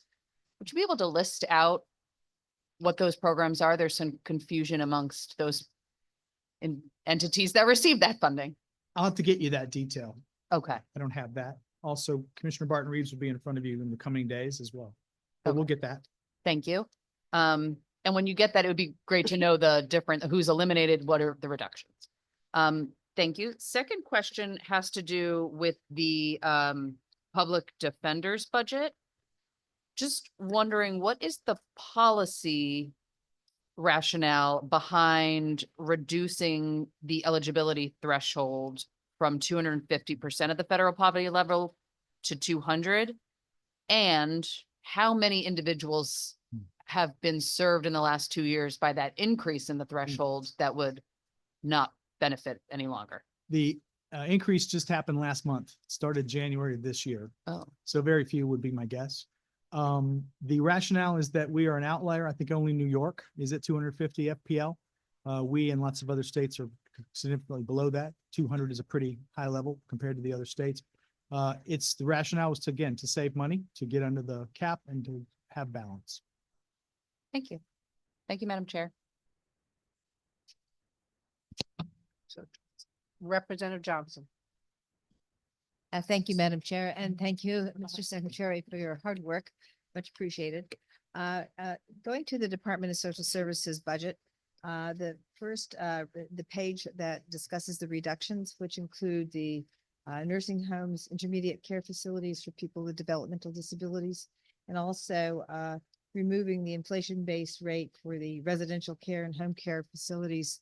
These facilities are in a situation where if we don't have enough of them, then the hospitals have a hard time finding a discharge plan for people in the hospitals that have a behavioral health issue in particular.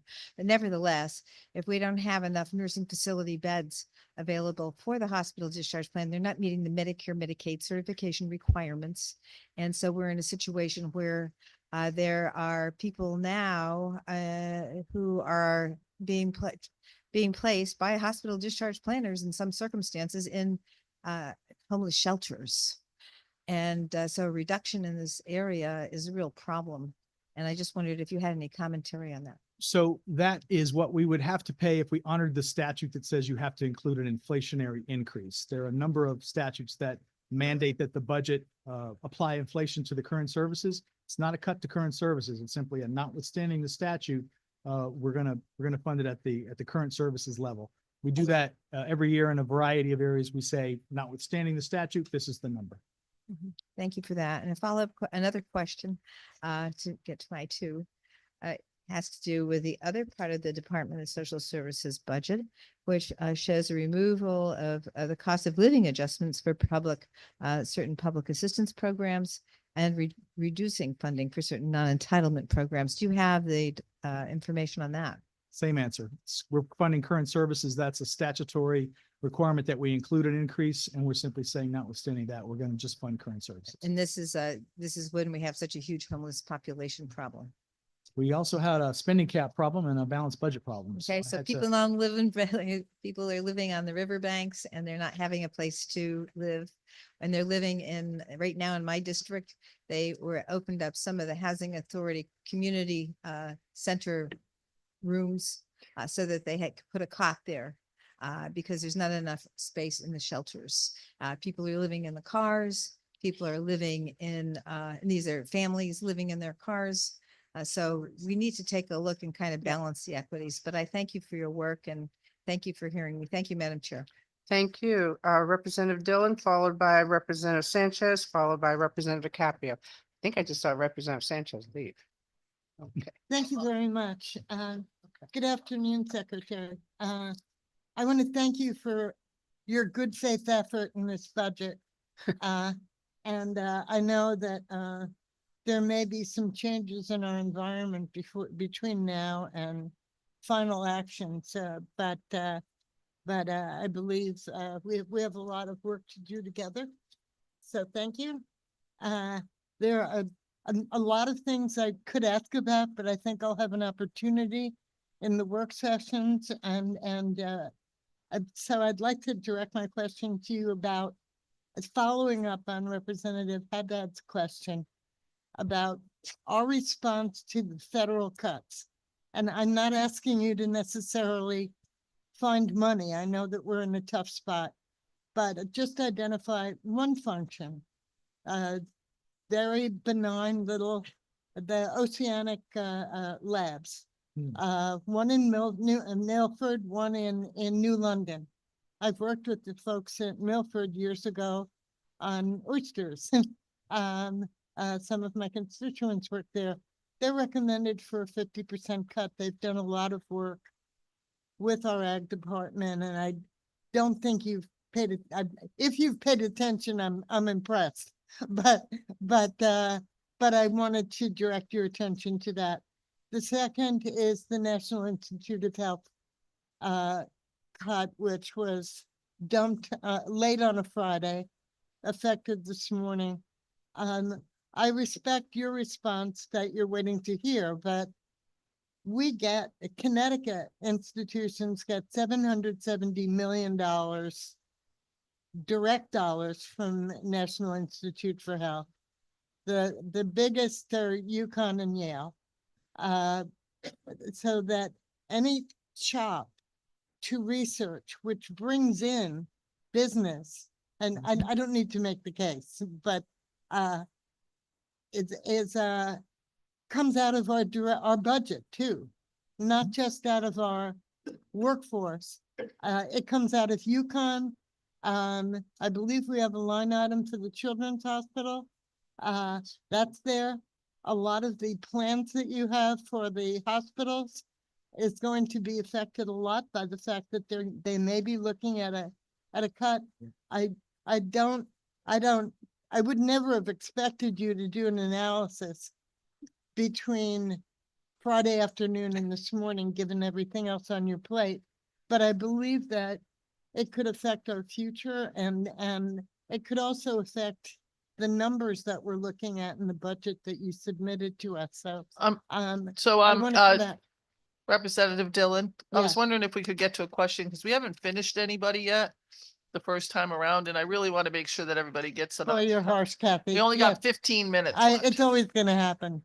Yes, so we'll circle back and you could provide a plan to us of what you'll do for the state funded loss.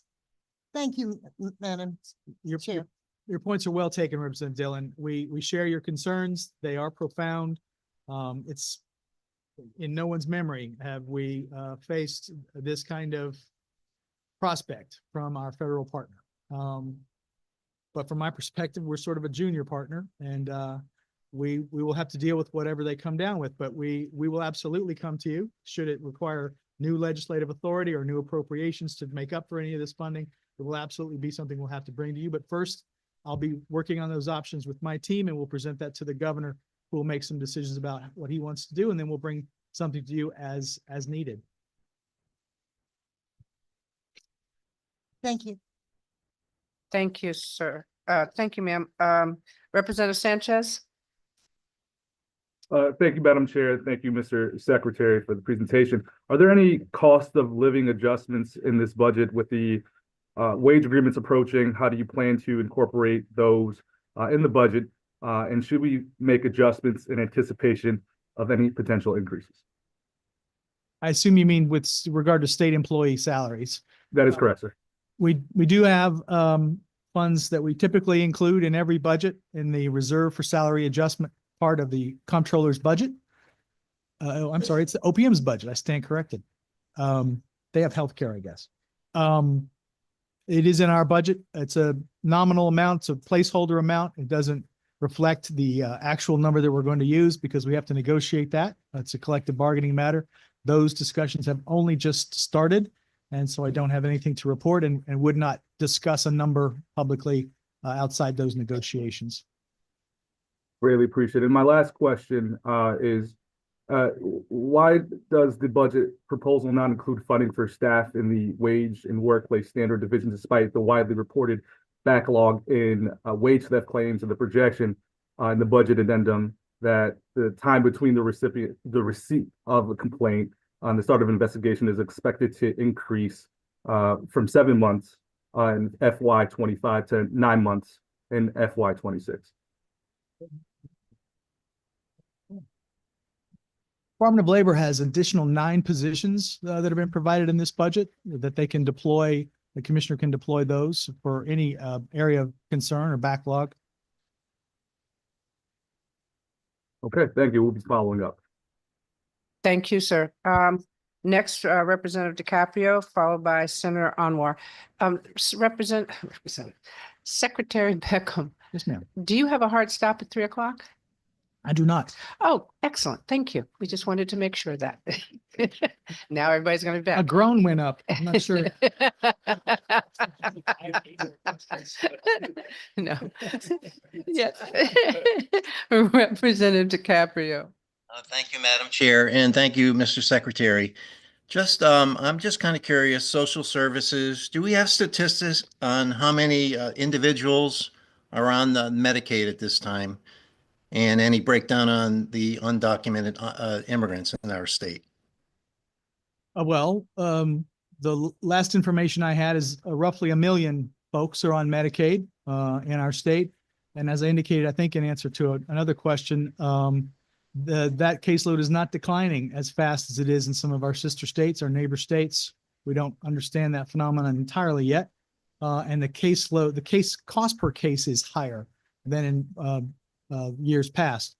With regard to the undocumented children, that was a source of increase in terms of our estimates as to how many would be in the system versus how many are apparently there now, even with the resolution of some accounting there. That is part of the growth. As far as the exact numbers, I think it's about 14,000, the best number I heard recently of undocumented children on the program. Okay, thank you very much for that. Thank you, Madam Chair. Thank you, sir. Senator Anwar? Thank you, Madam Chair. Thank you, Secretary Beckham. I think the budget that the governor has and all the teamwork that you and everyone has done, a lot of the issues that you have addressed align with my values, so I appreciate that. But I wanted to clarify a couple of things. At what threshold, if there is a reduction of the federal funding and support to the state of Connecticut, would we, at the governor's office, be willing to reassess the reform of fiscal guardrails? Well, that's a question, isn't it? It's one that I'll have to talk to the governor about. I don't have an answer for you today, but it's something we've begun to discuss internally.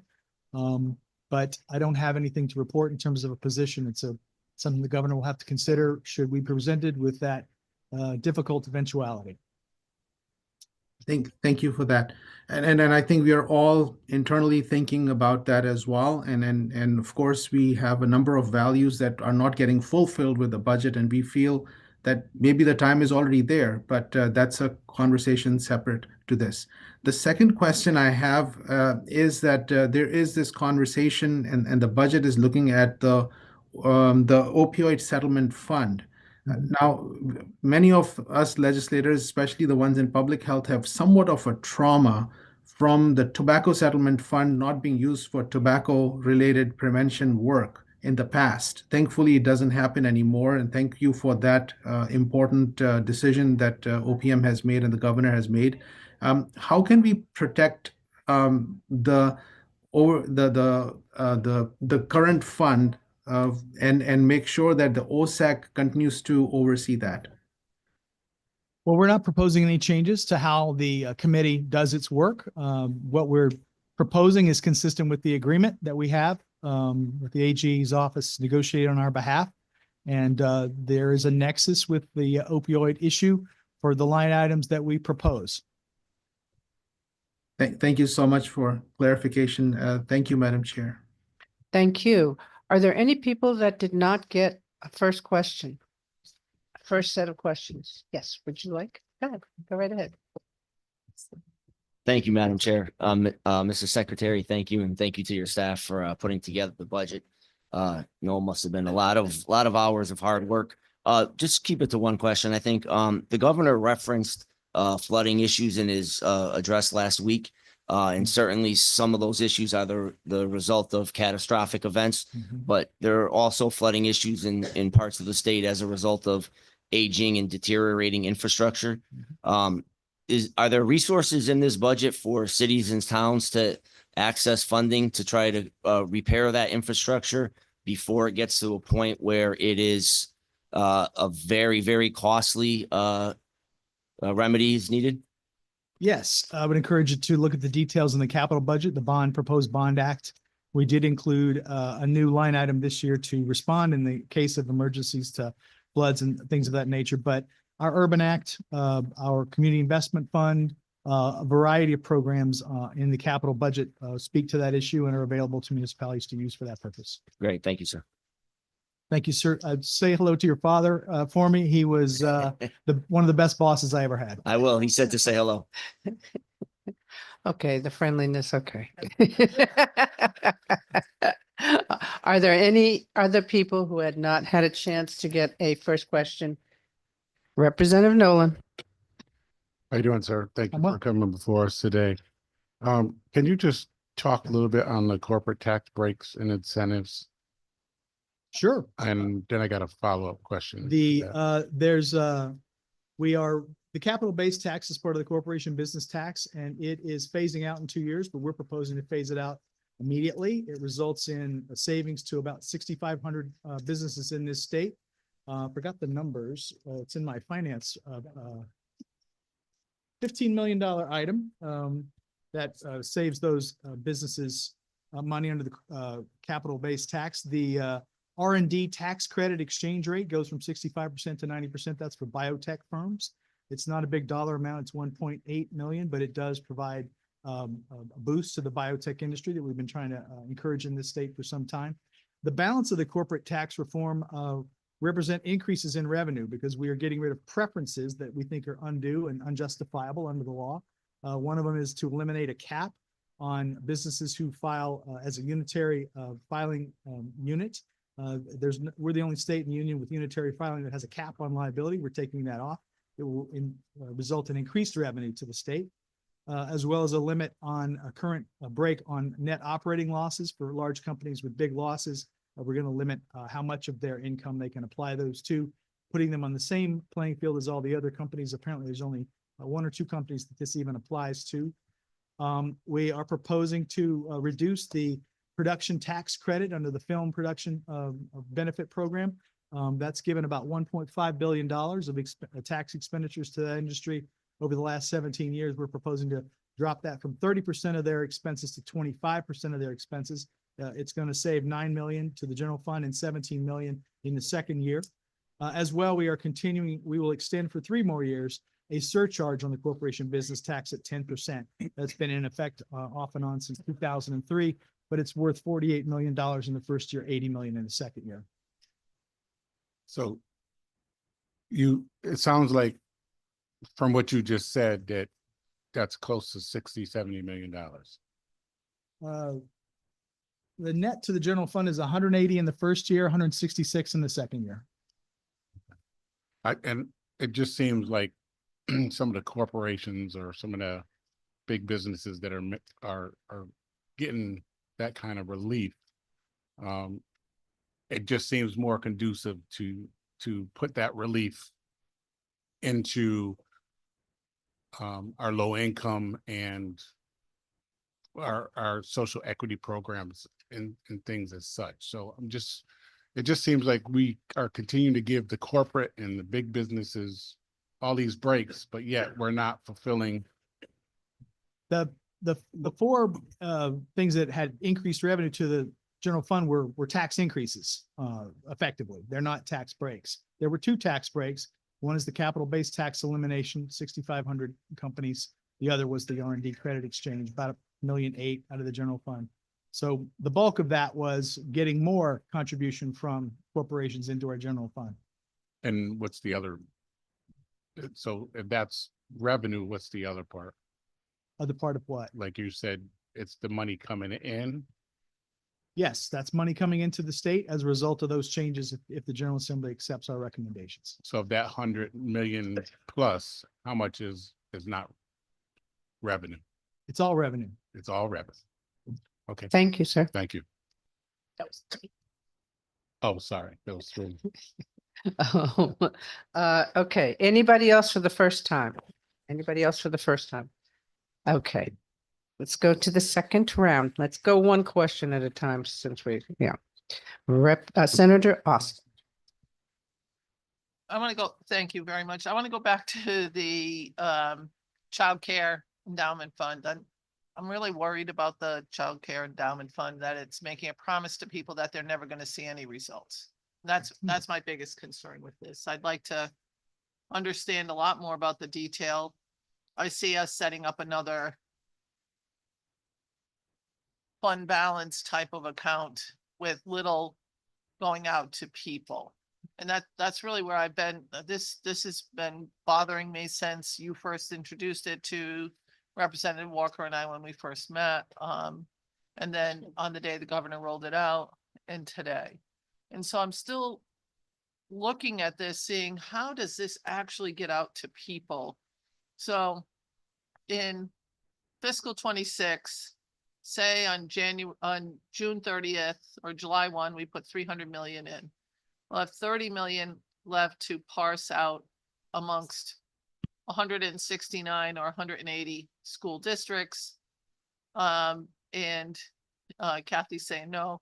I'm watching her because I count on Kathy a lot when she talks about school budgets, and I really have to understand this because I don't see it right now. I don't see that anybody in my district is gonna see any of these funds. Almost every one of my towns lost ECS money, even though I have 4 distressed municipalities. Almost every single one lost funds in pilot. I understand that relative to the revaluations that happened in many towns. I get that. I don't get the ECS, but I get this, but I see every single town losing money hand over fist, and they have the lowest socioeconomics in the state when you talk about Eastern Connecticut broadly. I don't see any of this money heading our way for pre-K. And even if it does, it'll have such a little impact. I've had people emailing me saying, now I don't have to worry about paying for pre-K. I'm all set. And I keep telling them, no, you are not going to get a tax break next year on pre-K. It's not going to happen. It's not going to roll out to you. And so can you gin down what that $30 million is going to do? Because I really need to understand it far better than where I am today. Well, first of all, I think you need to understand the magnitude of what's coming in fiscal 26. So by operation of law, before our budget, there's Right. about another 40 million programmed for OEC to have increased resources in I 26.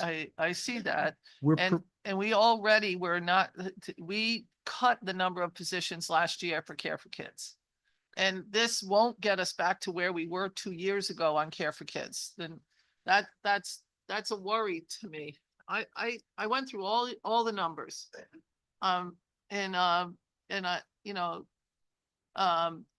have pre-K in my most distressed municipality of Norwich is losing $2 million today, even based on the governor's budget for early childhood.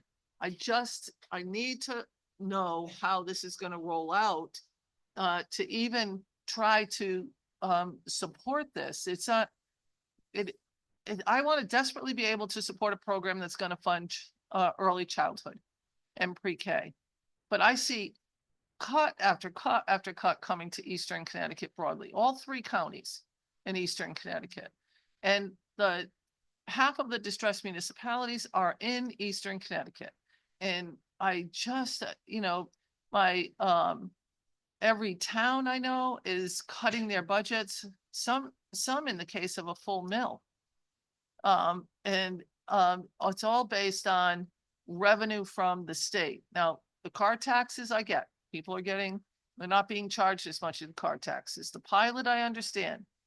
But when I'm told that we're going to lose $2 million in early childhood in Norwich, just to break even, they would need $2 million more. I don't understand what this program is going to do, because I can tell you Norwich is not getting 2 million out of 30 million. It's not going to happen that way. I'm very worried about this. I can really tell. am. I am told very Commissioner worried Bai about the it. other day, she was going to have to explain herself to you and to Eastern Connecticut. The concern is in the details of how this program is designed and how it rolls out. Absolutely. And she'll be here to describe that for you. But the plan is to create and extend existing spaces over a number of years using the funds that are currently programmed, as well as those that this will add an enhancement to. So I worked with Commissioner Bai. I know her heart is in childcare. And I have told her for the last 10 years that Eastern Connecticut is a childcare desert, and we still haven't in 10 years been able to address that issue, not once. So I just am, either I see it or it's just not there. And it's just an empty promise to fully a third of the state. So I just have to say that. Thank you, Madam Chair. Is there a question there? That was, I did.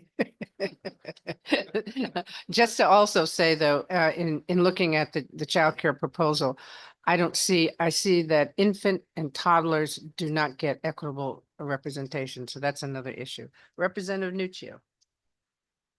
The going down in questions thing is just like, and I don't know how I'm supposed to handle that. Pick a number. I'm working. Okay. I have several questions, so I'm gonna just go with one that I think is kind of overreaching. What is the growth in headcount in state employees in this budget? I don't know that we have a growth in headcount. We do add positions. We could get that for you. We are back above pre-pandemic staffing levels in the state government. I think we had a slide on that for you, if I'm not mistaken, in the fiscal accountability report. We did have a considerable drop off after the so-called, there is a number, I'm told. Looks like a net 58 in 26 and a net 21 in 27 across all the appropriated funds. Those are increases, correct? 58 and 21 Okay. respectively. Not a question, I guess, like kind of statement anything. In regard to some of these ads, there are some in here that I just kind of caught quickly, like for instance, the growth in OHS. And that does directly impact like what Representative Dathan was saying is the cost of insurance. And I'm wondering if it's the best time when we have the meetings with the commissioners to find out, what efficiencies or reductions are we seeing that kind of enable this? Because like all we've seen OHS do is grow. And I haven't seen the cost of healthcare come down a single penny. So that is an area that has gotten very big. And I don't know what results we're getting out of them that really kind of impact their purpose. So is that I'm assuming when everybody comes before us that we should be asking those questions then for this growth of 79 positions over the next 2 years. Those sound like fair questions to me. Thank you very much. Thank you. Representative Paris. Thank you, Madam Chair. Mr. Secretary, it's going to be a lot easier this time around. We're going to talk about babies, trains, and buses. And depending upon your answer, that will determine whether or not I will be a contributor to the birth rates in our state, sir. I see here, babies. I see here in the proposed budget that there's an increase in fees and fares for public transportation. So we've got 5% for the rail increase beginning fiscal year 26, additional 5% the following fiscal year. And then we have a 25% increase in parking fees at state-owned rail stations. And we also have an increase in bus fares from $1.75 to $2. I understand that we obviously have to make the transportation fund whole. I get that it needs to be balanced, but what analysis was done to determine whether or not that these hikes would be fair, or that they would not disproportionately affect low-income riders and or students or working families in our state? Well, the cost of running the bus and rail operations is going up, and we had on our slide there, slide 27, we indicated the cost of that. These increases are really a very small part of that. They don't defray that cost entirely. The rail fare increase is about 31 million, but we're appropriating 96 million more. So it's a heavily subsidized system in both bus and rail. It's a measure that we have to defray those costs. Otherwise, it's the taxpayers bear that burden. We've had the rail fare increases have not kept pace with inflation, and it's not 20, it's 25 cents in the second year. It's a quarter in the second year for the bus increase, but it is simply getting contribution from the riders to the increased cost of the already heavily subsidized system that they use. I appreciate that, Mr. Secretary, and Madam Chair, just to finish up with a comment, I understand and I do appreciate the effort that you and your staff have done on this budget. I know it's not easy. However, the math ain't mathin' for me. If we're saying that we're helping families and children, yet families and children, a property tax really probably won't affect them very much. But taking that bus and or the train to go in and out of school, to go to work, to go into the city, to do, educational things with their kids, to make Connecticut more sustainable, we're making it harder for them. They are going to feel that 75 cents in their pockets as opposed to that the property tax cut. I don't know. I just feel like I see that we really do care about families, but I think that we're not giving families and children what they actually need in the state. And I know that we'll work together on this, and I appreciate your efforts, but right now, sir, I can't say very much in terms of the birth rates on my level, but I'll get there with you. Thank you. Thank you, Representative. Senator Lesser. See, You gave me a promotion. yes, I did. Thank you, and thank you once again, Secretary Beckham. Just a question. I I did notice that the budget zeroes out funding for the Connecticut Voting Rights Act. Is that a nice to have? Uh, It had been, That was probably an ask from the Secretary of the State.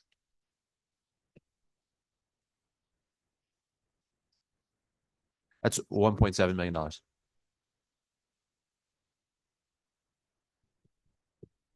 don't see that change in our budget. So it had been funded Oh, through it the was an ARPA. ask project, that yeah. we did not honor, I gather. It wasn't a cut. It was funded previously under with ARPA dollars, Right. and it is. We didn't it's- pick up all the ARPA funding. That's true. So that's the federal government ceasing to fund something. That's not us cutting it. No, that's not, oh, wow. But that was a Connecticut state priority that was passed by the legislature and signed by the governor, so. And you funded it with one-time federal funds that went away. Well, I hope we can work together to find some funding to sustain that. Thank you. Thank you. Representative Kavras DeGraw. Sorry, couldn't see the button. Thank you so much. I'll be quick. On the food share funding, grateful to see that it has gone up. Question is, why is it not going up until year 2? Because obviously we still have folks who are hungry now and could use the money now. And the Feeding Connecticut caucus had a much larger ask. So just trying to understand the thought process behind year 2 versus year 1. We had cap problems in the first year, so we're flat funded in the first year, but we doubled the funding in the second year. Still not enough, but thank you. I appreciate it. We thought double sounded good. It does sound good, but when you look at the states around us, it's still on the low side, very low. Thank you. Thank you. Are there any other people that have another question? Well, thank you, sir. Before we go, yeah, go ahead. Merry Christmas, Representative Delnicky. Merry Christmas. Well, at least I'm famous for that. He has the most spectacular Christmas display in all of South Windsor. I drive past it all the In time. entire United States of America. Probably. And an enormous power bill. And they could see it from the International Space Station. Believe it. That's what I heard. I believe it. I've got to touch what is a live wire for the folks in my district and in the general area around it. And that is the question monetarily. How are we going to make Manchester and Rockville hospitals secure? Is there any thoughts on that budgetarily? Because that is a huge issue. Sure. And Waterbury. And Waterbury, the right, third St. hospital. Mary's, yep. So the organization that owns those 3 hospitals is in bankruptcy. We have representation in that as a state. We are a debt holder.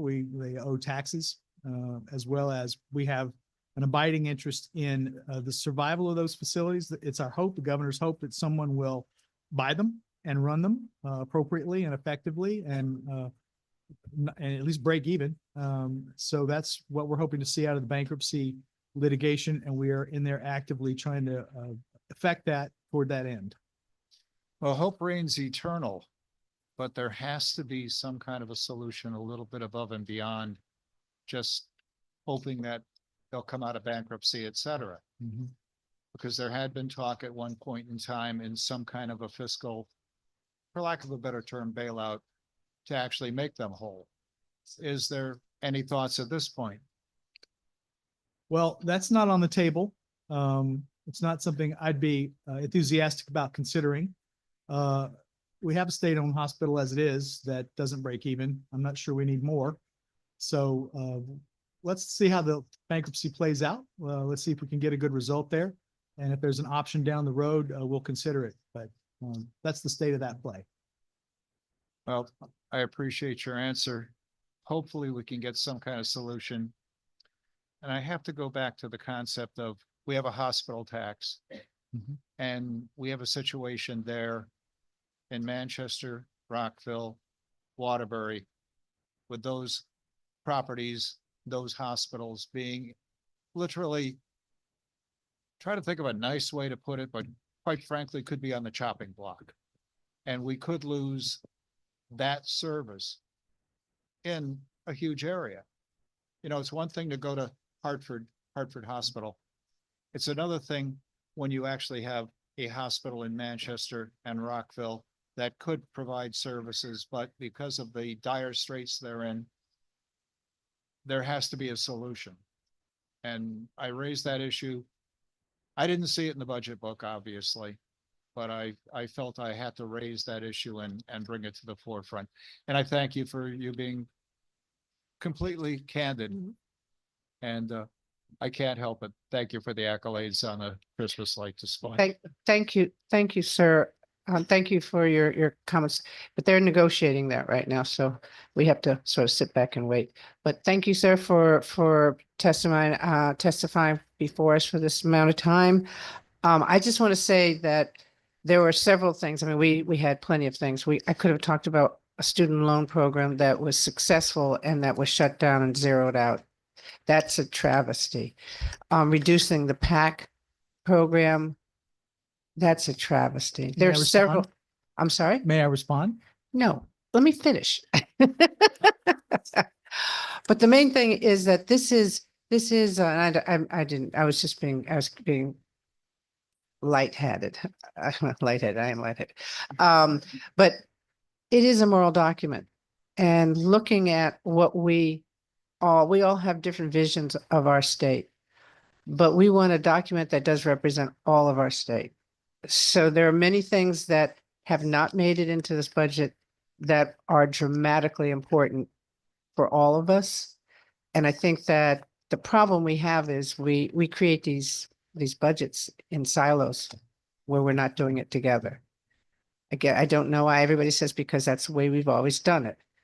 But maybe if we tried it differently, we kind of come up with a better document that both of us can say is really a complex instead of waiting till later. But I look at this and I look at how hard it is for everybody to come together and understand how important childcare is, how important K-12 is, how important housing, transportation, all of those things in order for our state to thrive. And we have to make sure we also don't tell people, don't come to Connecticut because we're not a good state for families, or we have too high a cost of living, or the state doesn't support the communities that they are living in. So I know a lot of people always say where everybody was moving out. Well, I don't see them coming in except a few. So now we need to make sure that we open it up so that everybody does come. And I thank you for your time. And I expect that we will have lots of conversation about a lot of this going forward. And I do thank your team too. Your team's great. Your team is great. And they do try to work with us. And then they just say, ha.